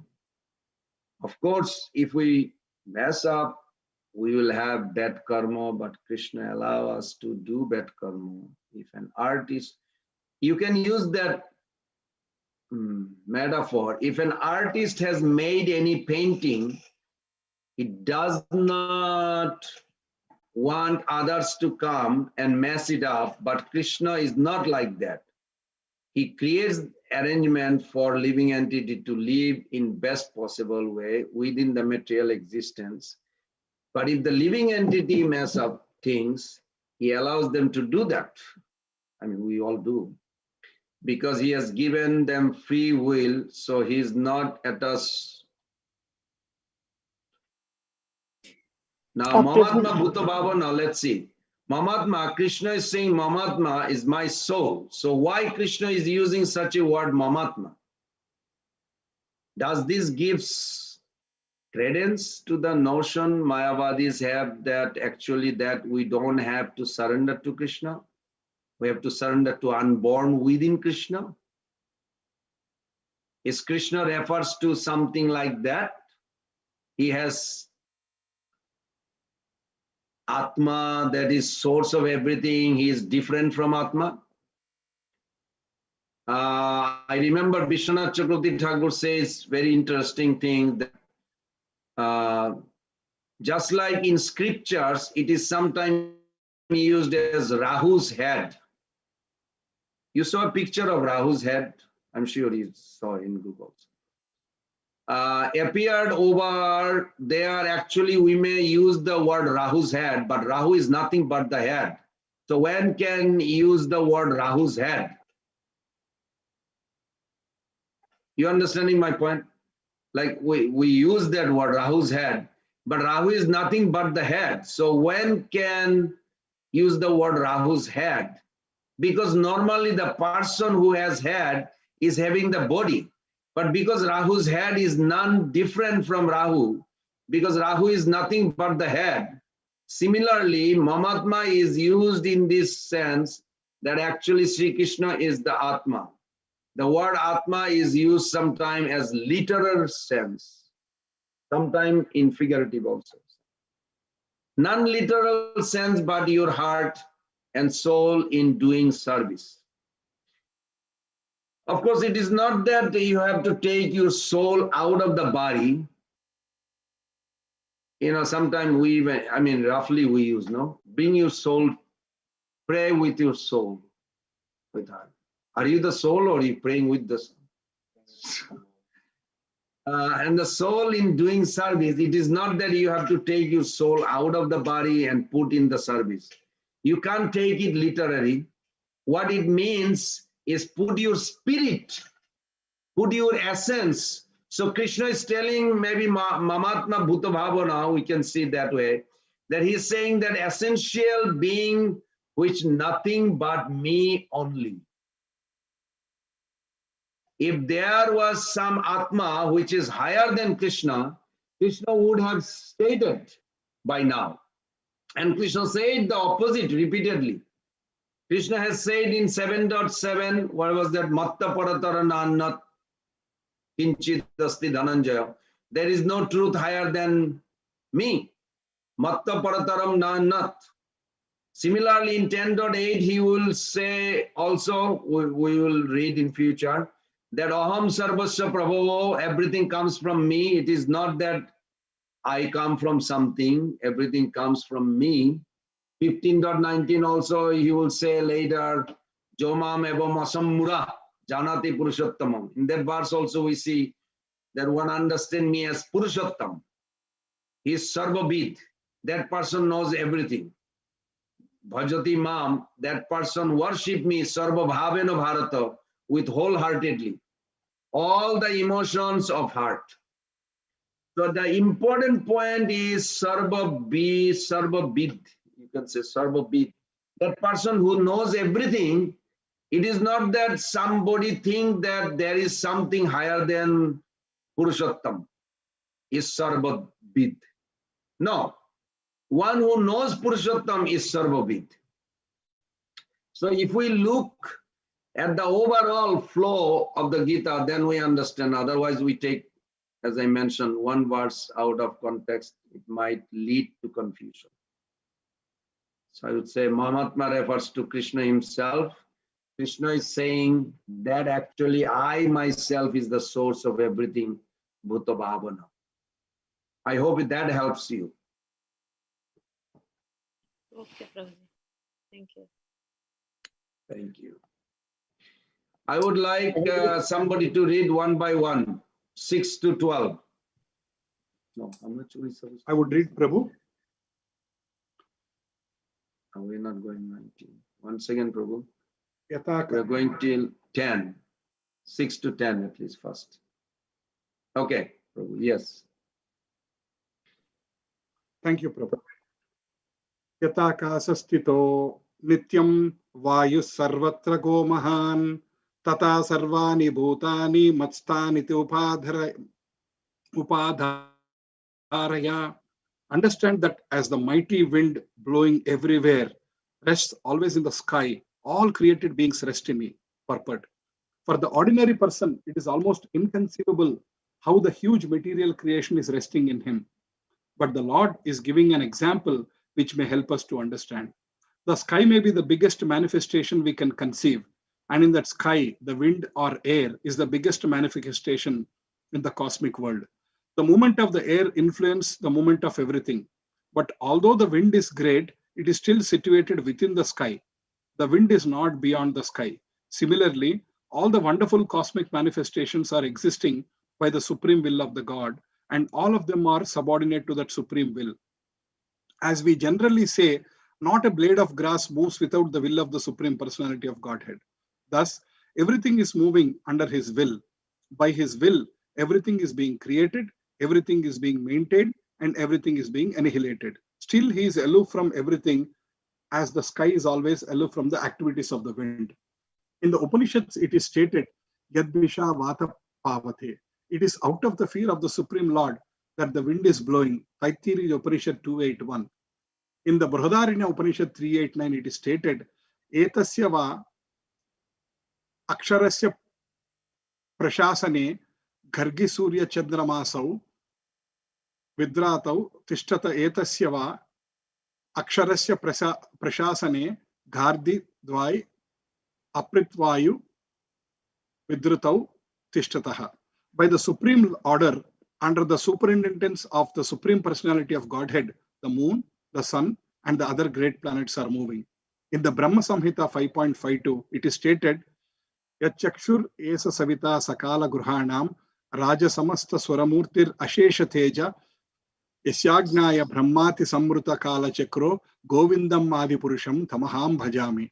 This is the description of the movement of the sun. It is said that the sun is considered to be one of the eyes of the Supreme Lord and that it has immense potency to diffuse heat and light.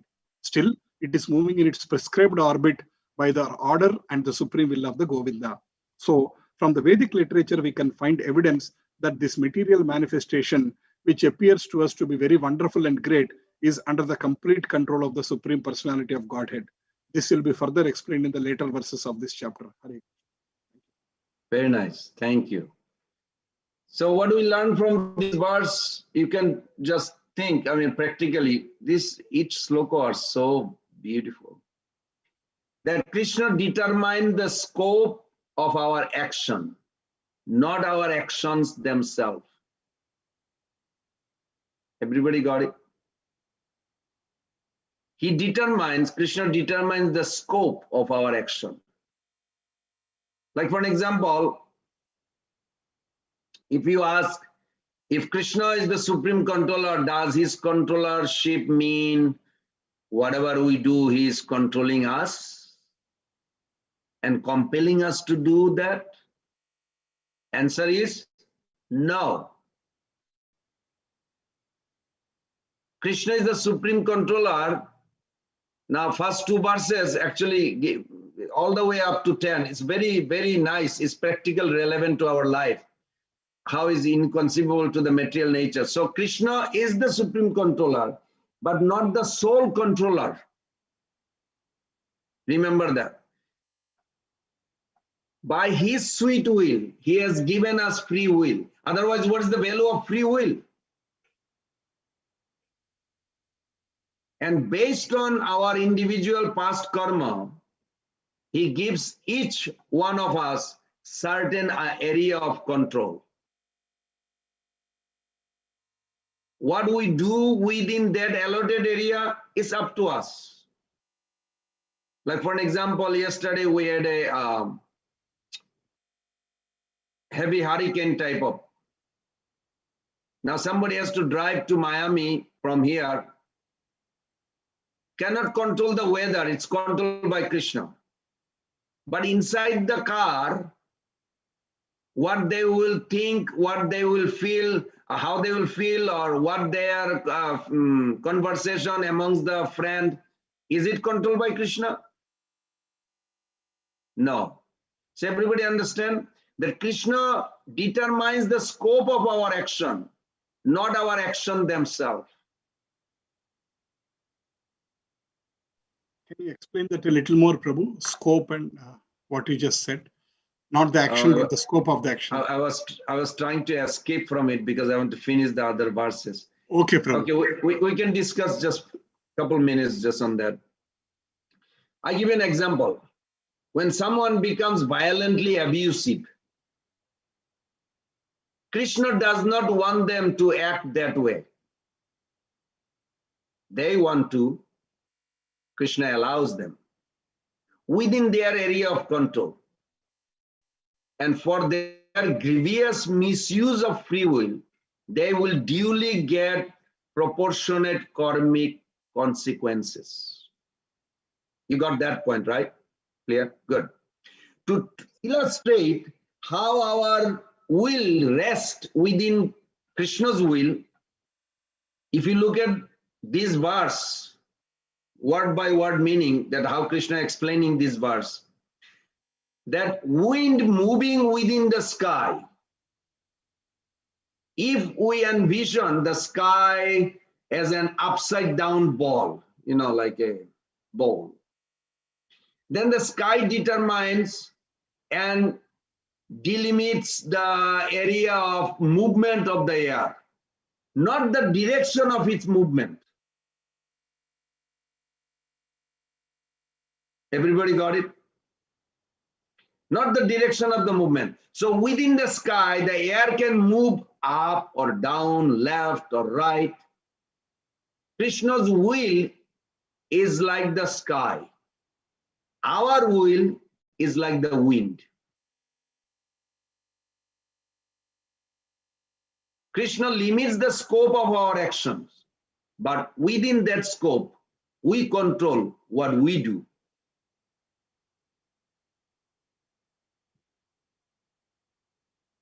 Otherwise, if you claim that Krishna is doing what we are doing, leads to several problematic questions. Why should we be held morally or legally accountable for our actions? Why should we learn ethics? Why should Krishna speak Gita at all? Gita is full of ethics. By understanding that we are responsible for our action, we can become determined to seek guidance from Krishna through the Bhagavad Gita, thereby make healthy choice. So you can think, people do evil things, as I mentioned. What is their role and what is Krishna's role?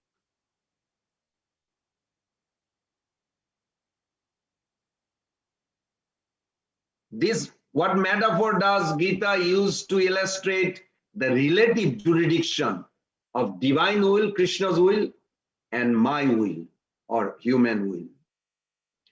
What problematic questions arise from the claim that Krishna is doing what we do? Is that clear, Prabhu? Yes, Prabhu. Thank you so much, Prabhu. Got some idea. Okay. Next, oh Krishna, who is next? Sama Swarup Prabhu or Mata, I'm not sure.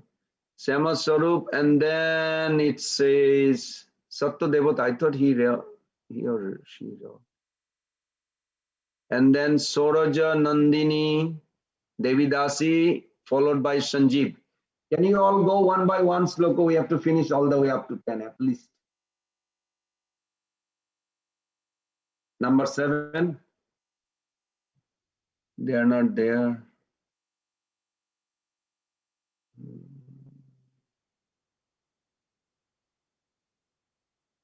Sanjeev,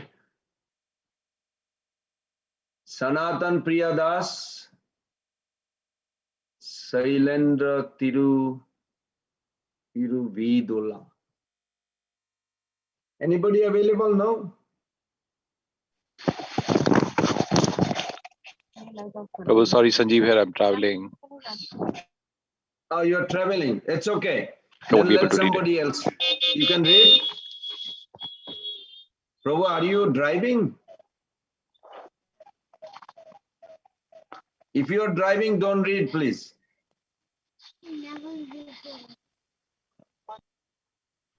Yeah, Prabhuji, he told he will not able to read. Okay. What about Sanatan Priya? Sailendra Tiruvedula. What's the next? My computer is not showing.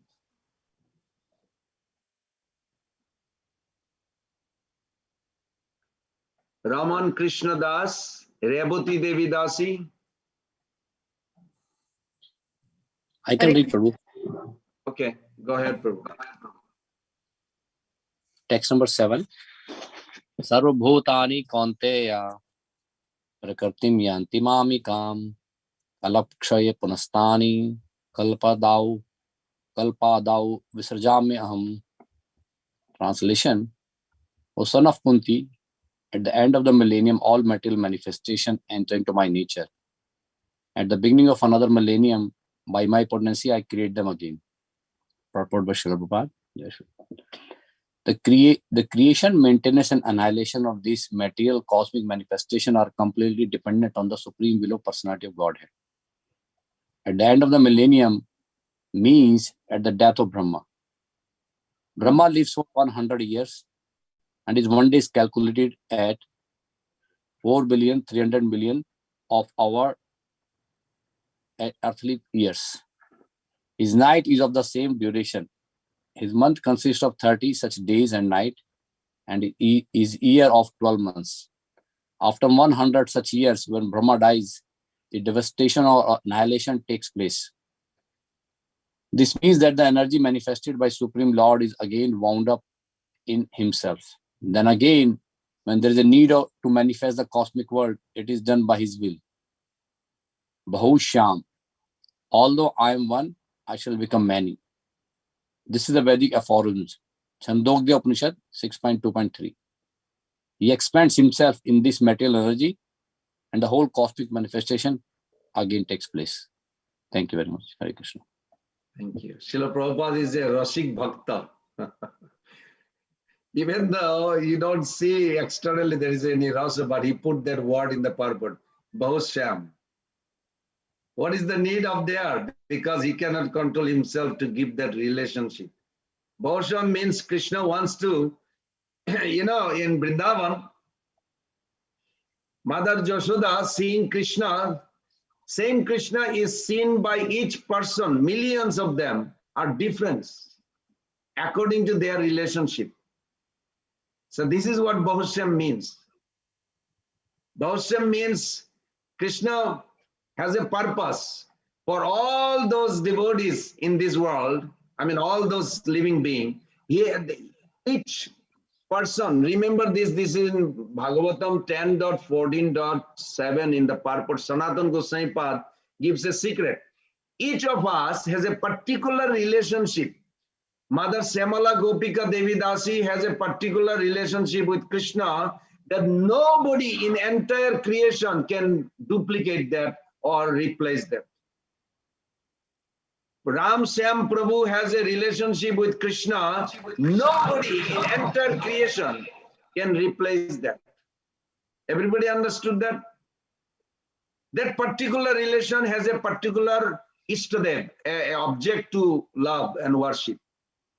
That's why it is so wonderful. It's never merges or replace or duplicates, no such thing. That's what it Bahusham means. Okay, next person, Rebhuti Devi Dasi. Can you read, Mata? Hare Krishna. Yes, Prabhu.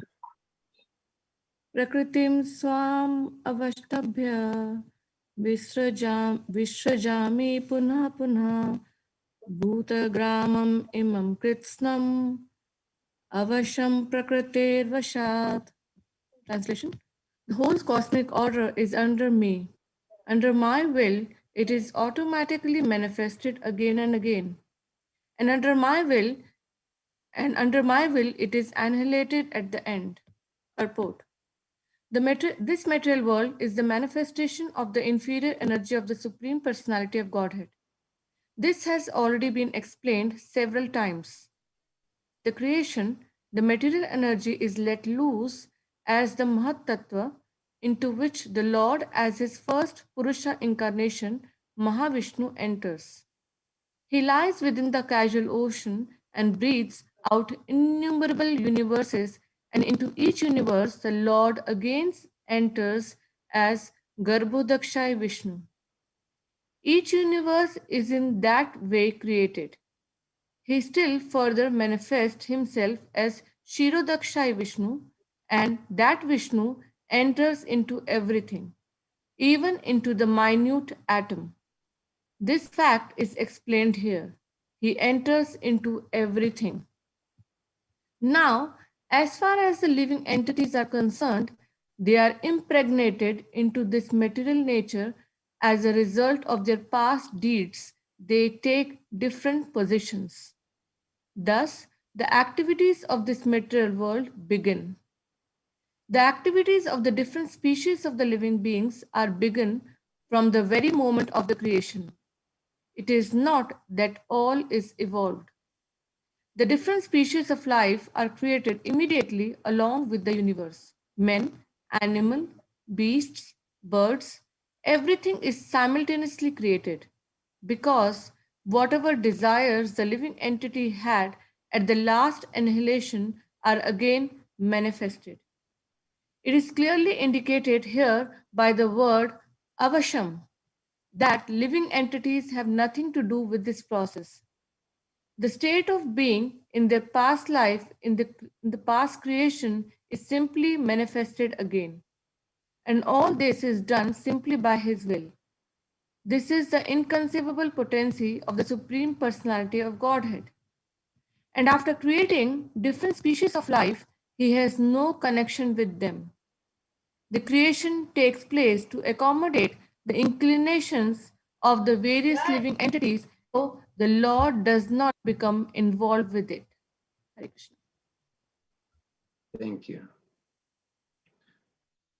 Next, Krishna, who is there?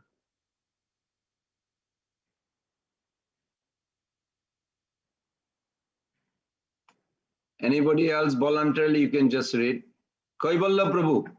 Yes, Prabhu, I can read. Yes, Prabhu. Text number 9. Nachamam tani karmani nibadhanti dhananjaya udasina vadasinam asaktam teshu karmashu. O Dhananjay, all this work cannot bind me. I am ever detached from all these material activities, seated as though natural. Purport. One should not think in this connection that the Supreme Personality of Godhead is not engaged, he has no engagement. In his spiritual world, he is always engaged. In the Brahma Samhita 5.6, it is stated, Atma Ramasya tastasri prakrate na samagraha.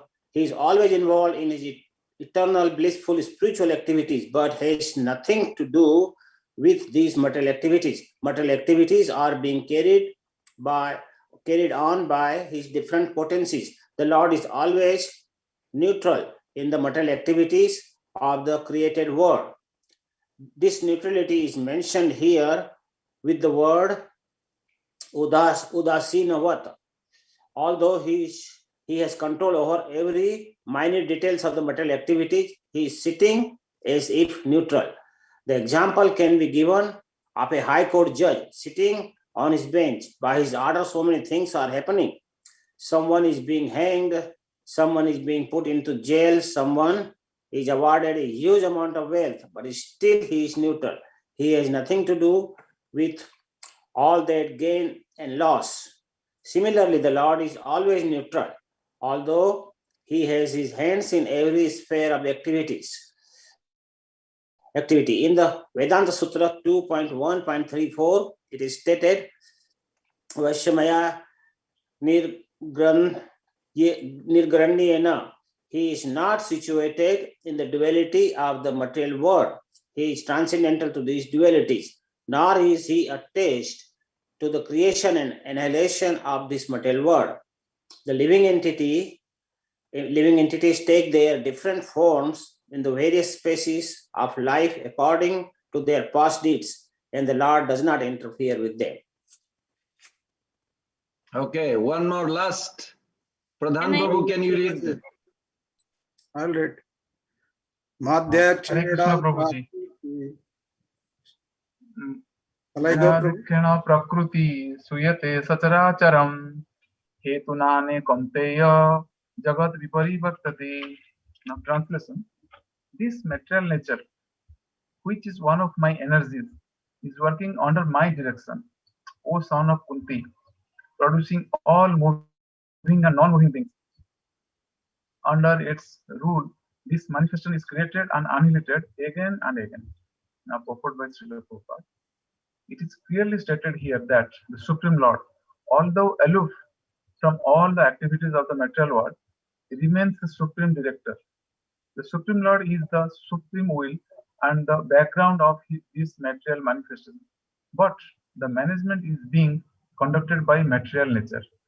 Krishna also states in Bhagavad Gita that of all the living entities in different forms and species, I am the Father. The father gives seeds to the womb of the mother of the child, and similarly, the Supreme Lord, by his mere glance, injects all the living entities into the womb of material nature, and they come out in their different forms and species, according to their last desire and activities. All these living entities, although born under the glance of the Supreme Lord, take their different bodies according to their past deeds and desires. So the Lord is not directly attached to this material creation. He simply glances over material nature. Material nature is thus activated and everything is created immediately. Because he glances over material nature, there is undoubtedly activity on the part of the Supreme Lord. But he has nothing to do with the manifestation of the material world directly. This example is given in the Smriti. When there is a fragrant flower before someone, the fragrance is touched by the smelling power of the person. Yet, the smelling and the flower are detached from one another. There is a similar connection between the material world and the Supreme Personality of Godhead. Actually, he has nothing to do with this material world, but he creates by his glance and ordinance. In summary, material nature without the superintendence of the Supreme Personality of Godhead cannot do anything. Yet the Supreme Personality is detached from all material activities. Hare Krishna. Very good. Thank you. So we'll end here to understand that Krishna concludes this section by saying that all this viparivartate, that is maintenance, which is talked about text 4, 5, 6, and then creation and destruction, which is talked about in 7, 8, and 9. All this happening in my supervision. I hope everybody paid attention on that. The Maya Dakshina Prakriti, this is happening under my supervision. The word supervision is important. Everybody understands supervisor means what, so not, I mean, just doing the job as a duty. But Krishna is very uniquely putting that word. Dakshena, the word supervision is important. Adaksheta, the overseer, supervisor, is not involved in the hands-on, like a prison minister or prison supervisor. That person is overseeing, Akshaya, his eyes. So Krishna is seeing from above. He is always present as super soul inside. He is also seeing from inside, he is seeing from outside, both over, above. But he is not attached. He is not entangled. He is as if above, he is above material consciousness, even if he present within the matter. He is still above because he is not caught up in material consciousness. Suyate cha characharam, we just read. And all of the creation is happening under his will. So as a devotee, what is the implication of this understanding? Sometimes devotee thinks, I am serving Krishna, I wanted to go back, but in this world there are so many problems. Internally my mind is troubling me. Externally there are so many hostile, COVID-19. How can I continue fighting this battle all alone? It is difficult. Even in this material world, whatever is happening is by sanction of Sri Krishna. Sometimes we need to be reminded. And under his supervision, we just read. So he's sanctioning and he's supervising. Please focus on that. So he is there with us. We will see later on that Sri Krishna is personally involved for his devotees.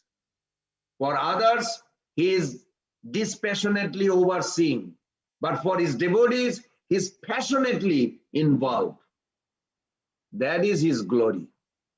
His involved is the concern for devotees. He is hands-on and at the same time, for everyone else, he is there. He is in charge of creation, in charge of existence. Ultimately, the purpose of jail is to what? Reform the citizen. Similarly, this world is a place of suffering, and all the destruction and suffering is there to ultimately reform you all, myself, and everybody, all souls. So there is no need to feel destitute and alone. Krishna is there within our heart.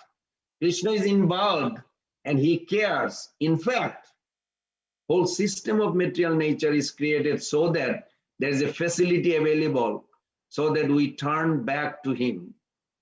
When we turned away from him, he could have just left us, but he did not do that. He designed a system by which we can try out our desire for independent enjoyment. When those desires are exhausted, we can return back to him. Therefore, Sri Krishna helps. He is there to help us. Please remember this. Even if he is having apparent detachment from karmis. Those who are not his devotees, they are also part of his compassion. They don't want God to be involved in their life. They wanted to play out their fantasies like Disneyland independently. So he says, okay, I'll provide you enough opportunity for trying that out. When you will be fed up, fed up. I don't want it anymore. Like this, if expression you feel, I'll be there waiting in your heart for you. For what? To turn to me, Krishna saying, and return back to me. And for devotees, he's eagerly acting constantly to help us come back to him. Especially how he shows grace to his devotees, that part of the section which is later in this chapter, you will love it because I loved it too. Prabhupada loved it, everybody loved it. So I'll end here. Some reflection, then we'll end. Or some question or any discussion.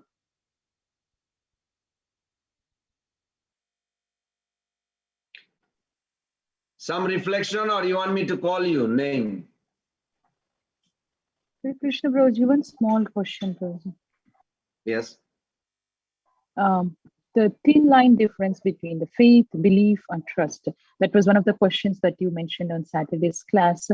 I just didn't want to assume myself.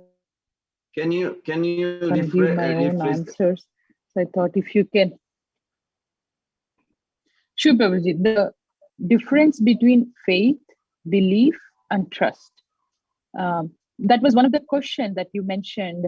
It was when you gave us a list of questions about faith.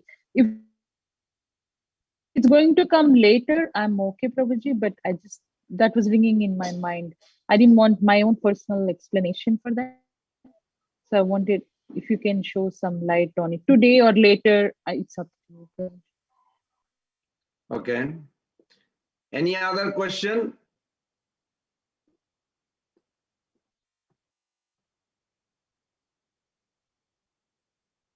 I have a question. But you spoke about Jaiva. Oh, Nirguna Prabhu, you sound very familiar. Yes. You spoke about your face. You can. I cannot because I'm walking. I'm also walking. Okay, that's fine. You spoke about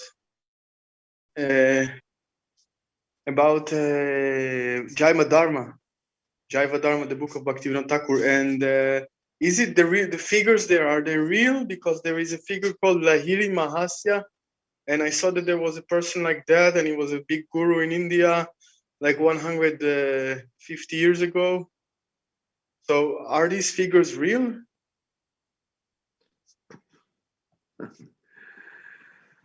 You are a very interesting question you ask. I don't know if everybody is familiar, but I'll answer what I understand. One time I was asking one sannyasi, and we are going on a morning walk, japa walk, I remember, and I said, Maharaj, I was listening Prabhupada class, and Prabhupada says, so Barahadev, he comes the first day of creation called Setabaraha. So it's a white color. Then in Bhagavatam we see he's also red color, Lohit. And he's also blue color. Then Prabhupada in the class he said, so Barahadev came and he will come in a red color. I say, wait, he came and he will come? I mean, like, is it like going to come in future, or he came, he meant to say?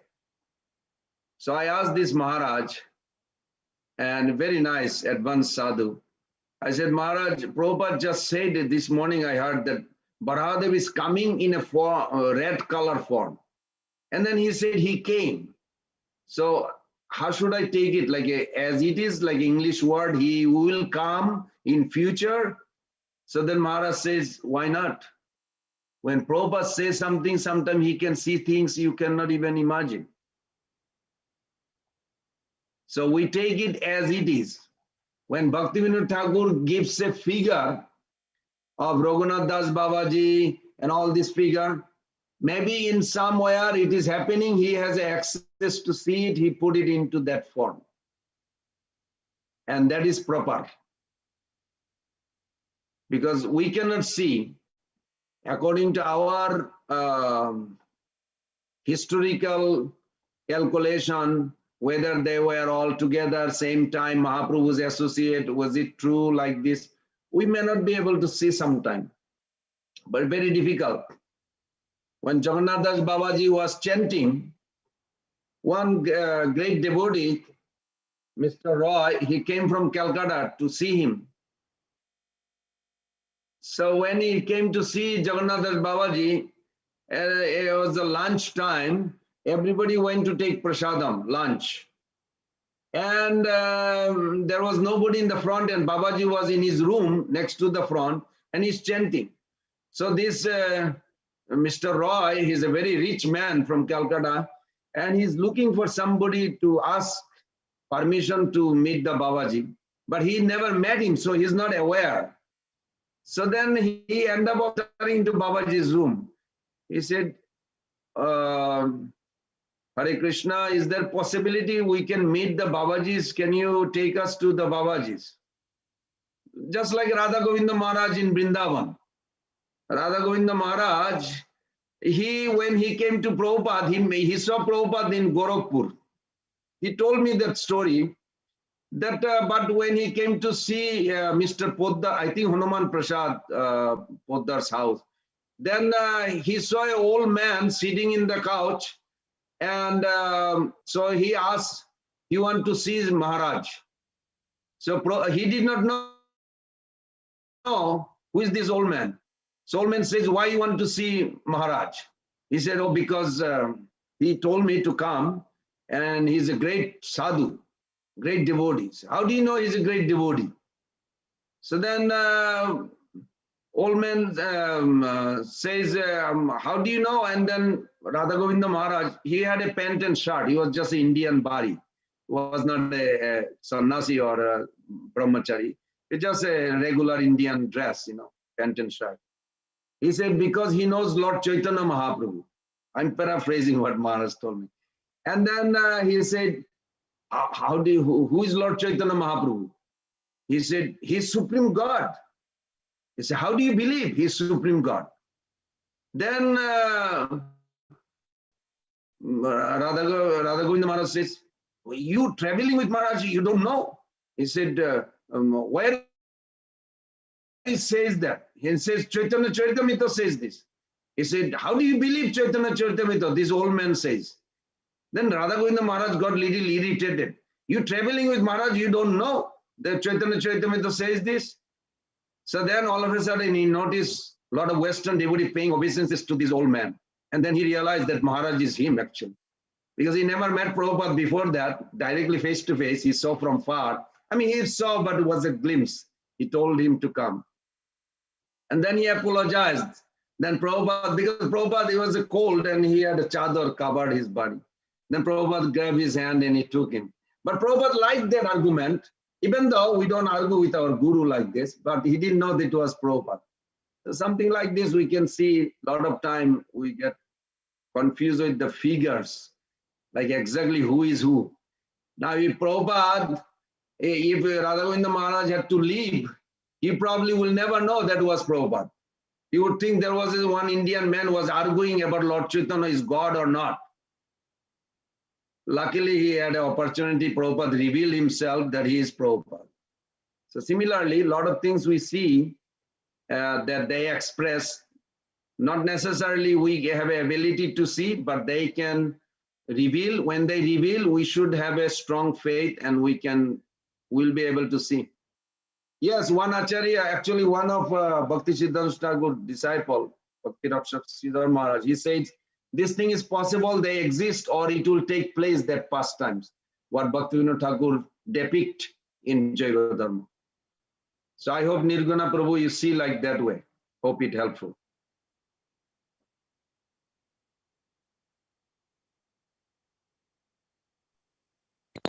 Yes. Thank you, Prabhu. Any other reflection or, oh, I didn't get any reflection today. I have a reflection, Prabhuji. I really like the sentence that you mentioned. Burdens do not burden the Lord, though he is carrying. It was like just that one sentence conveyed the entire, not entire, but most of the 9.4, 9.5. And then overall, like it's easy to remember and then well explained. That was very good note, I felt, Prabhuji. Thank you. Hare Krishna Prabhuji, realization. Yes. So I like this one very much. In the beginning, you told like tato vakshami te hitam. So whatever we are doing devotional service for our purification, for our like benefit, not for the we are serving to Krishna. Like we are whatever we are doing the devotional service, different way to serve Krishna, not for Krishna. We are I'm doing for myself. So yeah, for my purification, for my benefit, and for that. I like that one. Thank you. Yeah. You know, Mother Sojanna Devi, I thought I may forget that question you asked. So I'm going to give you a few lines because in case if I forget, then I don't want you to feel bad. What I remember, I'm going to rephrase that your question, your not question, what is statement that you made that about how it relates, the faith, how it relates to belief and Shraddha, right? Is that the question or comment? Okay. Yes, Prabhuji, because my simple understanding is only when you have faith, you get belief. And when you have belief, you get trust. So how are they different? I don't know. Okay, well, Jiva Goswami Pad, I remember we talked actually about it a few years back. Jiva Goswami Pad states two terms, Shraddha and Vishwas are often regarded as the same. However, one can describe the primary stage as Shraddha and then more developed stage as Vishwas or the belief. In Sanskrit, or I think in Hindi also they say Vishwas. Vishwas nahi hai, or something like that, maybe. I'm not sure they do. Yes, Prabhuji, Vishwas. Yeah, Vishwas. In Bengal they say. The difference between Shraddha and Vishwas is the same as the difference between determinable and determinant.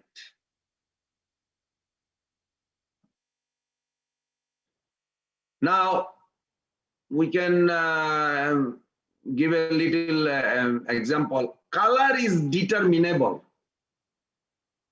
Color. Its determinants are red, blue, black, green, etc. You got it?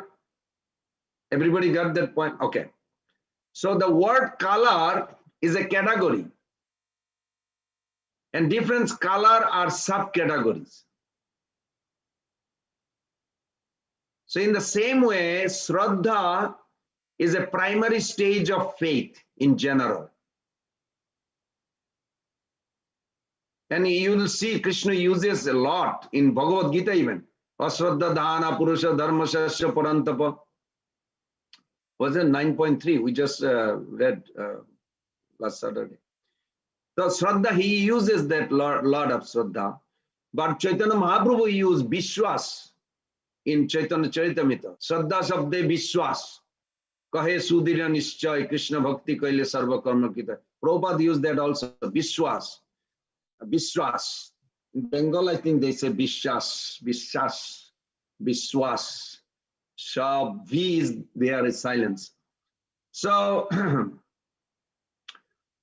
in this, you can say the Shraddha is like a primary stage, as I mentioned, of faith in general, and it becomes specific. Then it's like a belief. We say belief, but we believe in so many things. Like we believe family, country, so many. But Vishwas is reserved for the absolute, according to Jiva Goswami. It is a firm belief, Chaitanya Mahaprabhu says, that reality of God himself.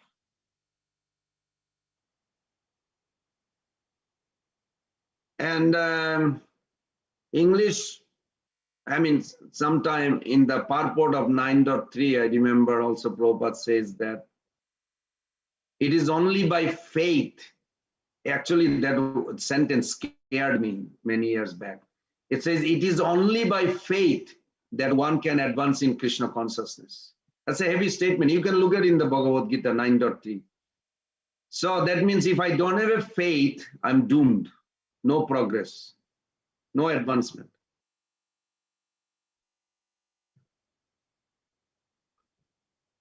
Both the dictionary and the Acharya offers two distinct definitions of faith. Dictionary definition faith is something like this. You can look at in your dictionary also. Complete trust, I remember.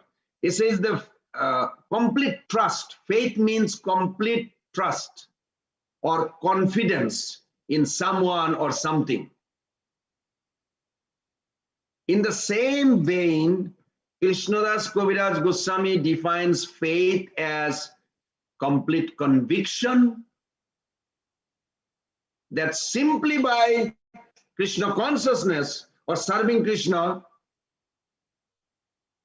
one will be elevated to the highest perfection. What is that? That conviction. This is spiritual faith. Now I remember now, actually even in the dictionary, it also says faith is like a strong belief. Of course, in the doctrine of a religion. Now, if you look at Prabhupada, one writings, he also said, religion conveys the idea of faith, and faith may change. Now, according to Prabhupada, he considered Hindu, Muslim, Christian, these are different faith. This is not Shraddha in one sense.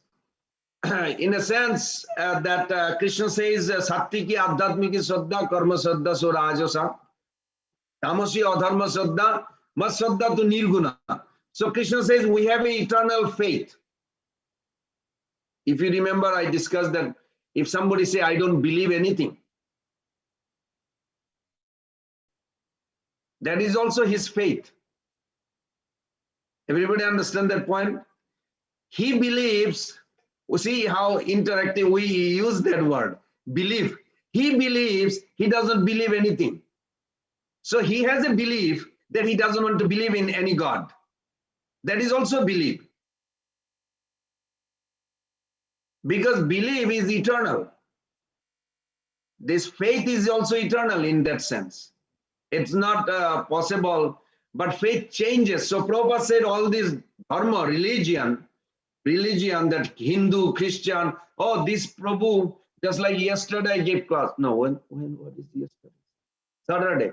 Saturday I gave class to one temple, Alabama, from here, Florida, through the Zoom in Alabama. And in the audience, there's a two boys from Iran, Muhammad and Ali. They're wonderful devotees. I remember them. I saw them in last few years here, there. And they grow up very strong, devout, but they became a very good devotee. We have a lot of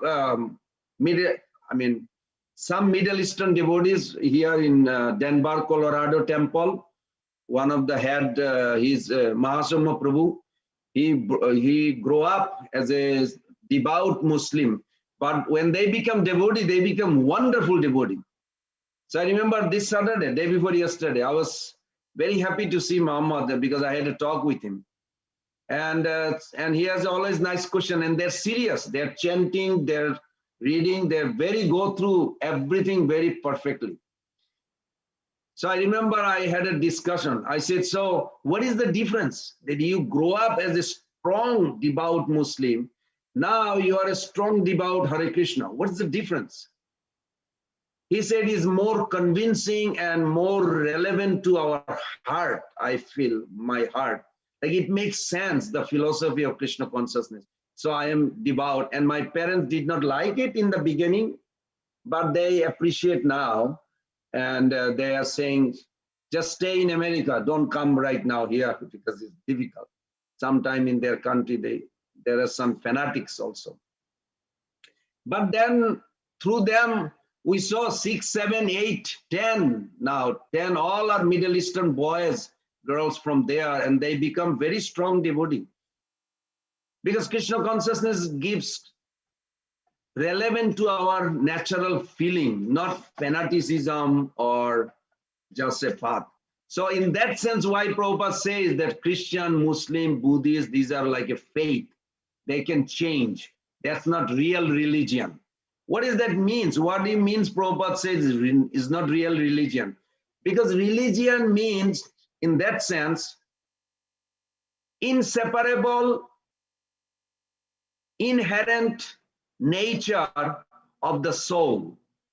Everybody understand that point? Inherent means you cannot separate the burning quality from the fire. Can you? Is it possible? No. You cannot say only American fire burns, Indian fire don't burn. No, that's not true either. Fire is fire, universal. And the nature of the fire is burning quality. It produces heat and light. Similarly, the soul and loving God, loving service, that's eternal. You can never separate. So from that angle, the Muslim, Christian, these are all different faith. They will change. That's not real religion. But in the world, they are known as a religion.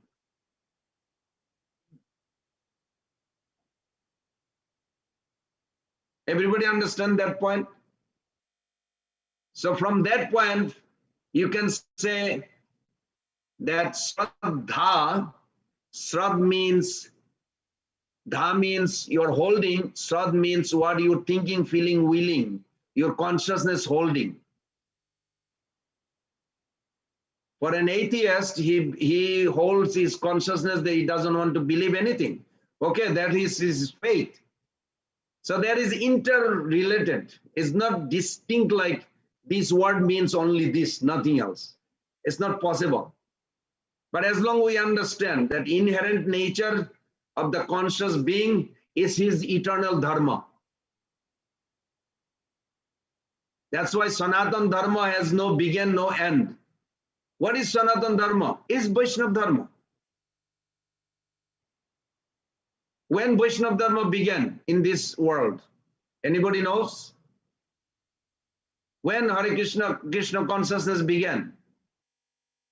It is always there. It is our eternal nature, transcendental nature. Very smart, very good, yes.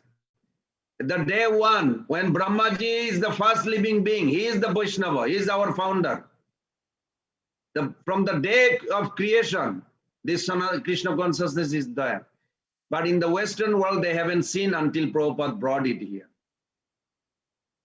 So then if you look at it, how these Jewish people, Christian people, they became Hare Krishnas. They did not become. We don't convert, do we? No, we never convert. We reform. Reform means they come back to their natural. Krishna consciousness is the natural soul's nature to love God. That's why Prabhupada gives like this. How much they develop love for Krishna or God, that much good of that religion. We don't condemn any faith.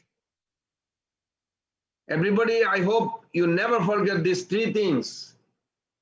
Lover, beloved, and love. This is the three principles our philosophy based on. Service, served, servant. Same thing Prabhupada used. Krishna, living entity, and their relationship. It's the same thing. We say in a different way to attract, to make understand people. So this is some little clue about the faith and belief and Shraddha. Is that okay, Mother? Yes, Prabhuji. Can you please repeat the last part? Service, served, and I got confused. The last Servant. three. Servant, service, and served. Served. Who do you serve? Thank you, Served. Yeah. You serve. Thank you. Thank you.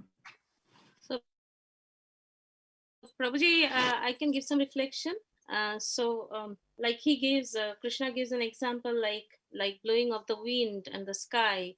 He's like the sky. He's giving us the scope to do our karma, and but he limits this, and but according to our karma and free will, we perform in that. We are like the wind, and he's like the sky.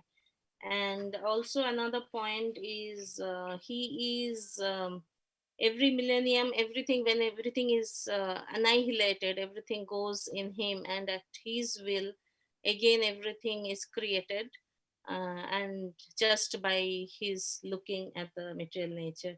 Saying this, Prabhuji, I have one small question, that is Bahusyam, which you explained.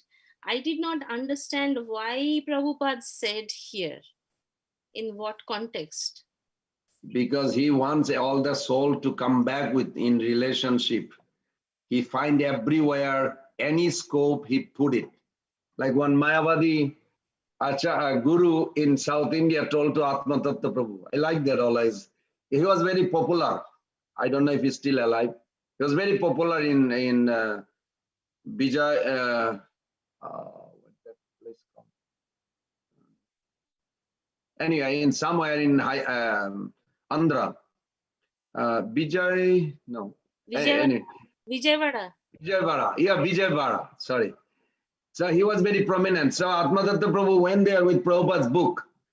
He says, you are very famous. I just came. Thank you for allowing me to see you. I just wanted to give you a gift, this book. He said, no, I don't want this book. He said, why? This Gita is very nice. He said, no, your Maharaj is like every place he find any opportunity, he put Krishna.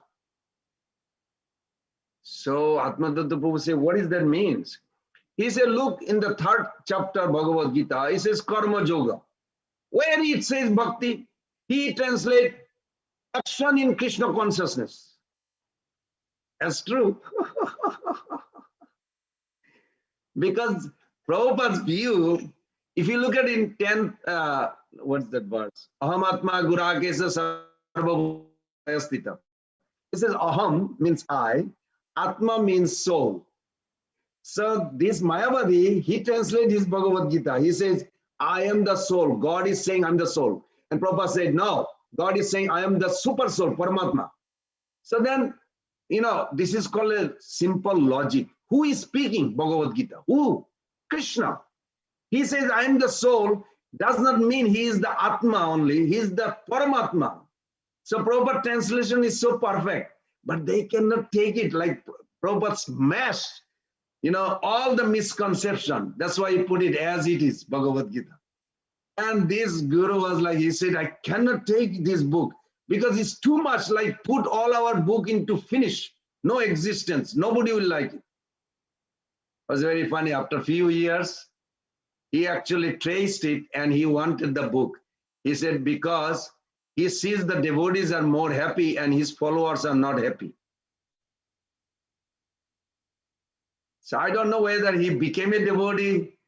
It's possible because Prabhupada, one of the big Mayavadi was Dr. Radhakrishnan. He was the president of India, I think, Prabhupada's time. But Prabhupada is so merciful. He invited him. And I was thinking like, why Prabhupada is inviting? Prabhupada wrote a letter. Dear Dr. Radhakrishnan, I want you to come and preach Bhagavad Gita with us. So people will be benefited. But some or other, I hope you know what happened to him. He could not speak in his last stage. He has this disease sickness. We are not saying that because he was Mayavadi, that's why. That Krishna actually would not let him speak. And he passed away like that. It's very interesting. But that's Prabhupada's mystical. He put Bahusham means he's finding any scope anywhere to give them a relevant, that how Krishna is actually waiting for them. They want, Krishna wants them to turn towards him. That's all. So Prabhupada is like giving little shots here, there, here, there. It makes me very happy. I feel very joyful actually. Yes, Prabhuji. Is that okay? Yes, Prabhuji, I understand now. But here, when it says that all the creatures like birds and everything, it was mentioned here.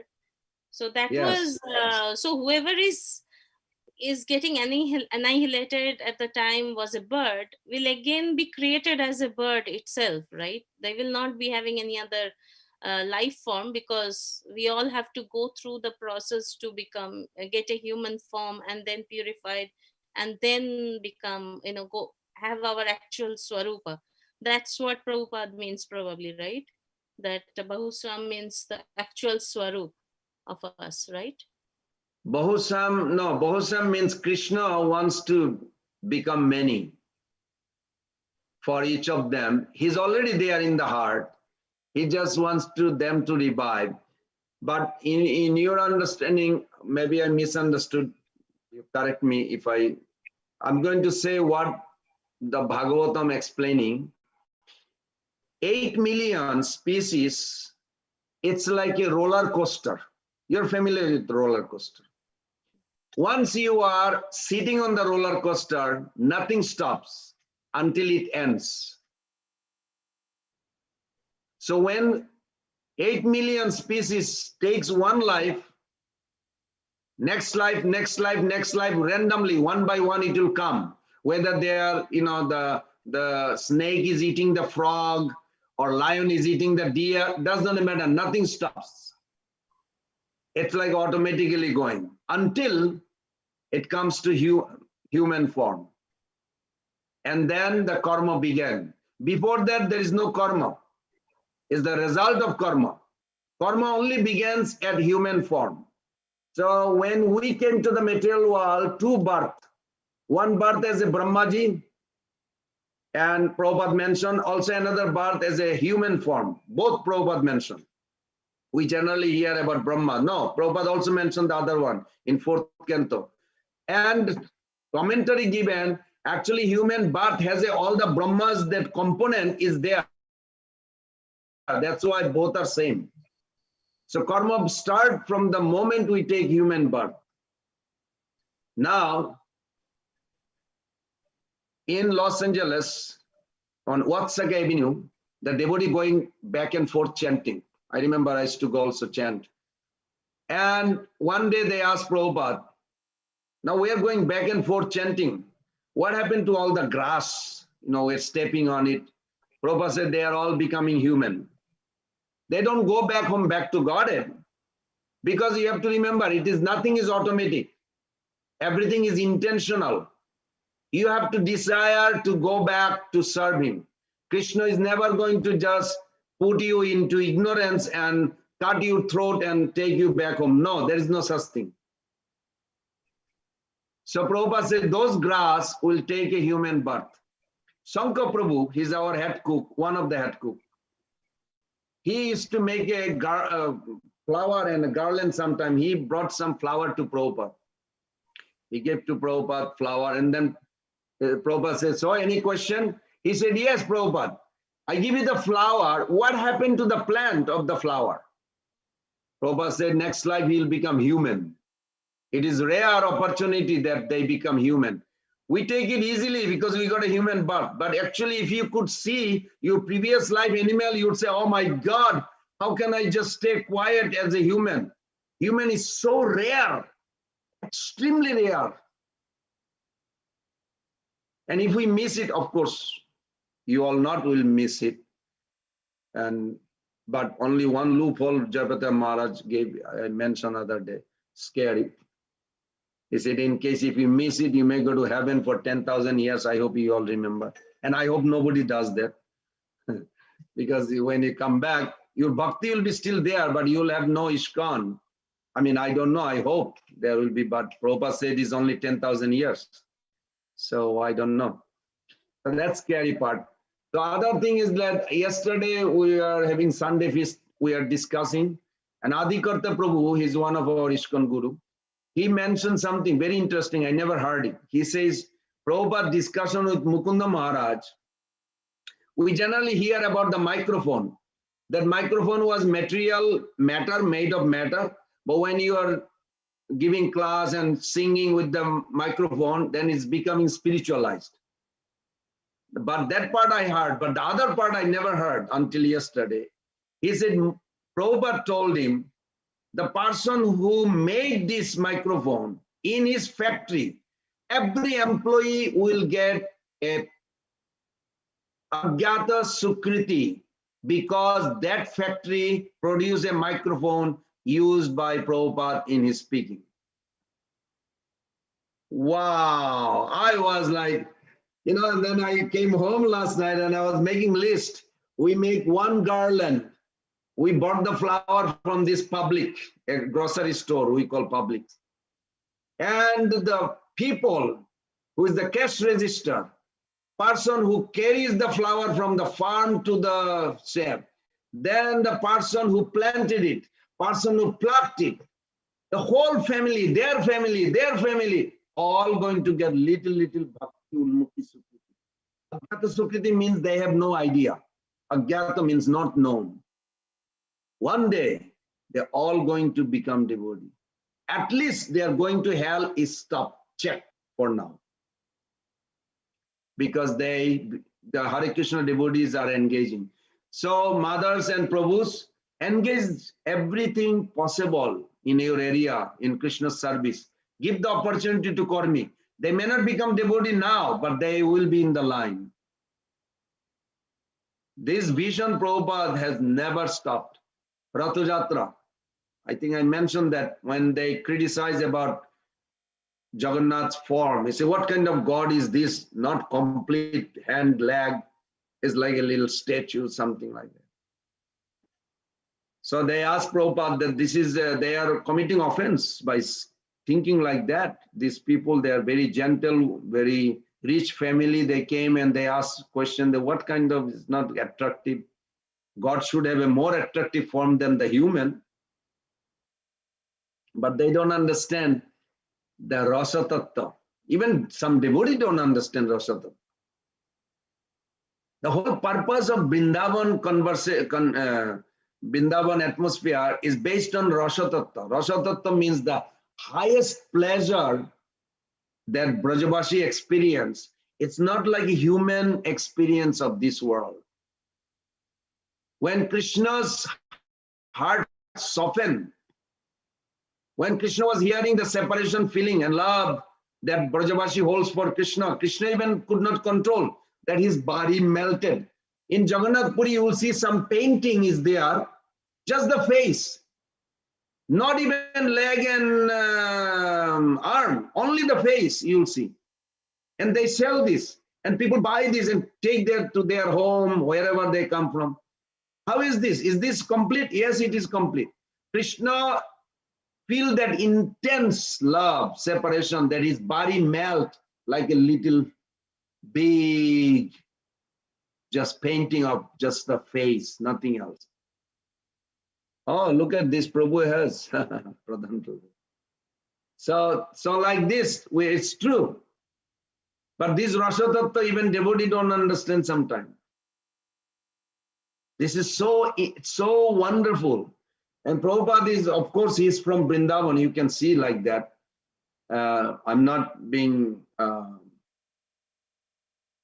would I say, wrong misrepresentation. I'm saying it from his own expression.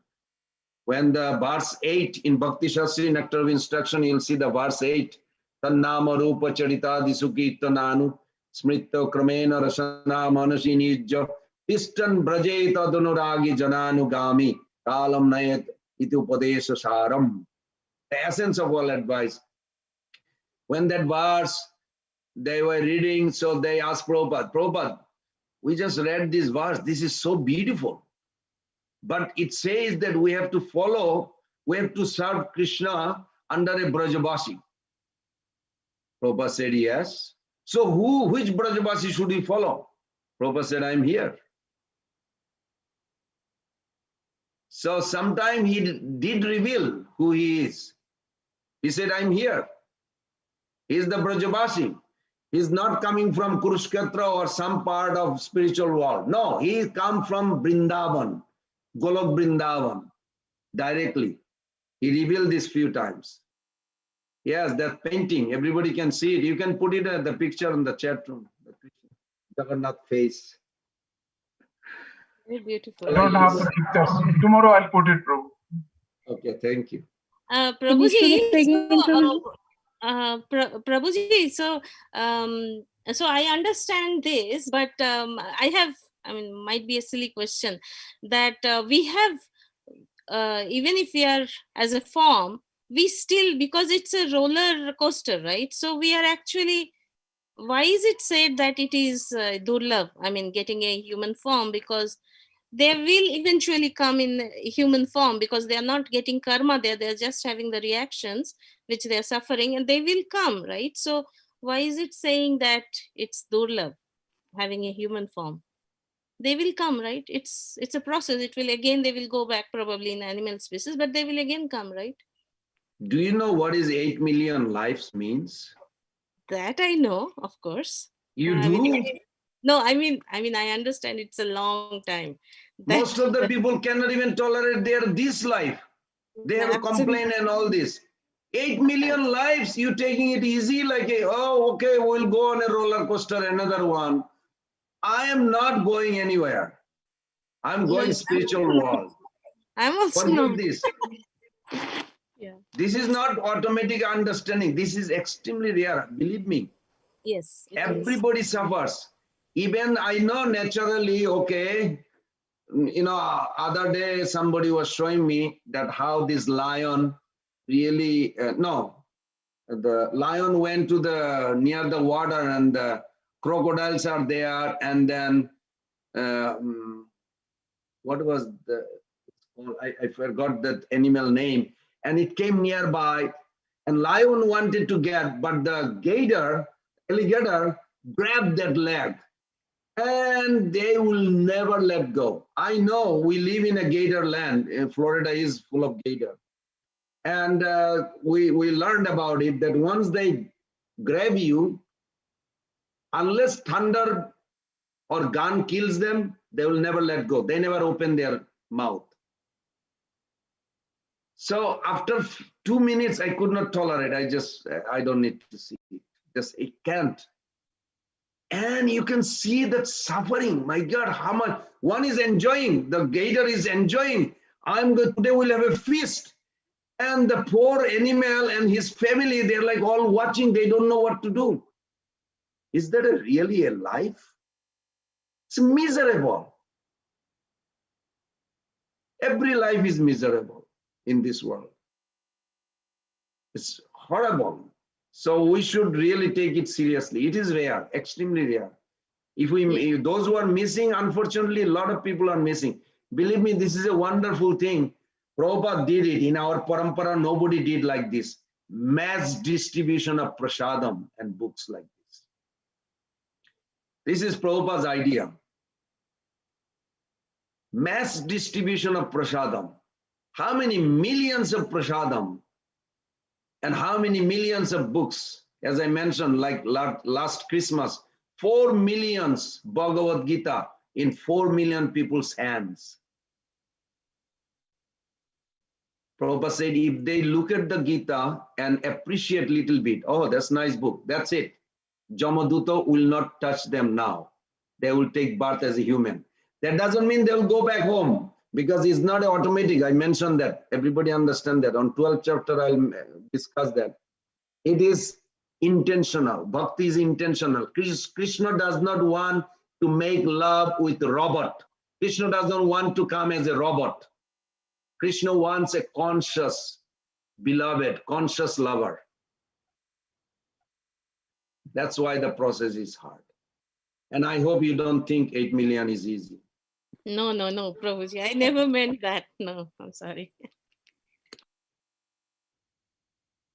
Okay, everybody done? Pradhan Prabhu, you have any reflection? Yes, Prabhuji.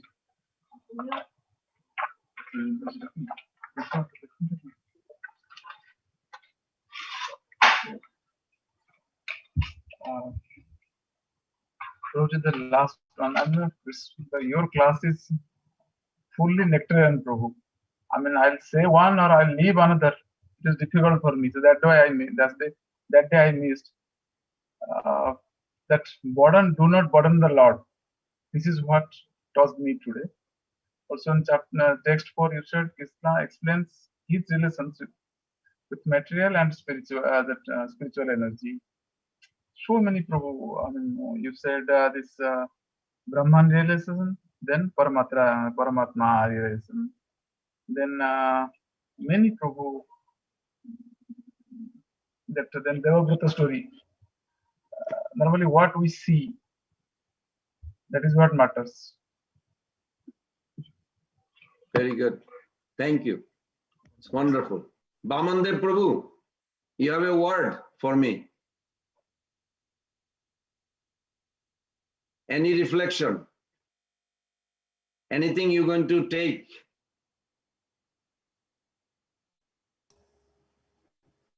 Yes, a short reflection.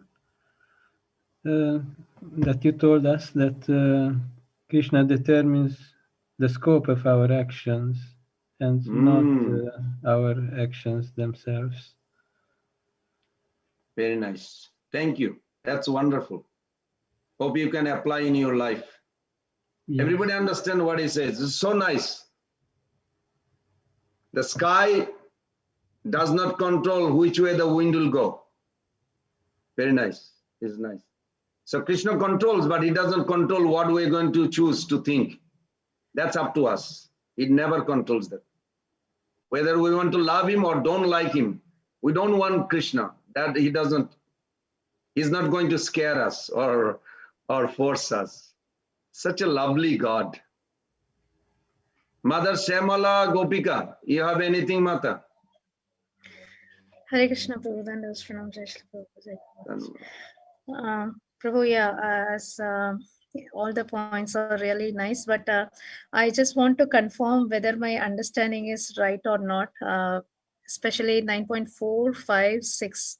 So in those three, so the first 9.4 says Matstani Sarva Bhutani, and then 9.5 says Nacha Matstani Bhutani, and 9.6 says Tada Sarvani Bhutani Matstanita Upadarayat. So initially Krishna says everything rests in me, and then he says it's not, and then again he says everything rests in me. So my understanding, as per the analogy that you have given, so two contradictory words are there, but the third statement when it comes, so then it makes that both statements are true. So similarly, this so first Krishna says everything in rest in me, and the second verse he says it does not mean that it is not rest in me. So it means that even though it is rest, but still like I'm not holding it, but I'm not holding very hardly, like as an example says Atlas holding the earth. So it is not like that. So even though it is rest on me, but it is it doesn't create miseries. Like I'm not holding it as it is very heavy. So is that how we have to understand, Prabhu? Is that my understanding is right? That's good. That's good. And Mother Aditi Lata made it. Maybe she can put it, you both can put it in the chat so everybody can get also that. Good. That's good enough for now. Okay. Because it's a little complicated subject. We have to open like again 10-15 minutes discuss on that. But that's good. That's good what you got. Thank you so much. So we'll end here. I like to pay obeisances to all of you. Please accept my obeisances. Bancha kalpataru veshya Patitanam Pavanebhyo Namo Namo Giri Vaishnavrinda ki jai. Srila Prabhupada ki jai. Samveda Vaishnavrinda ki jai. Gaur Praman.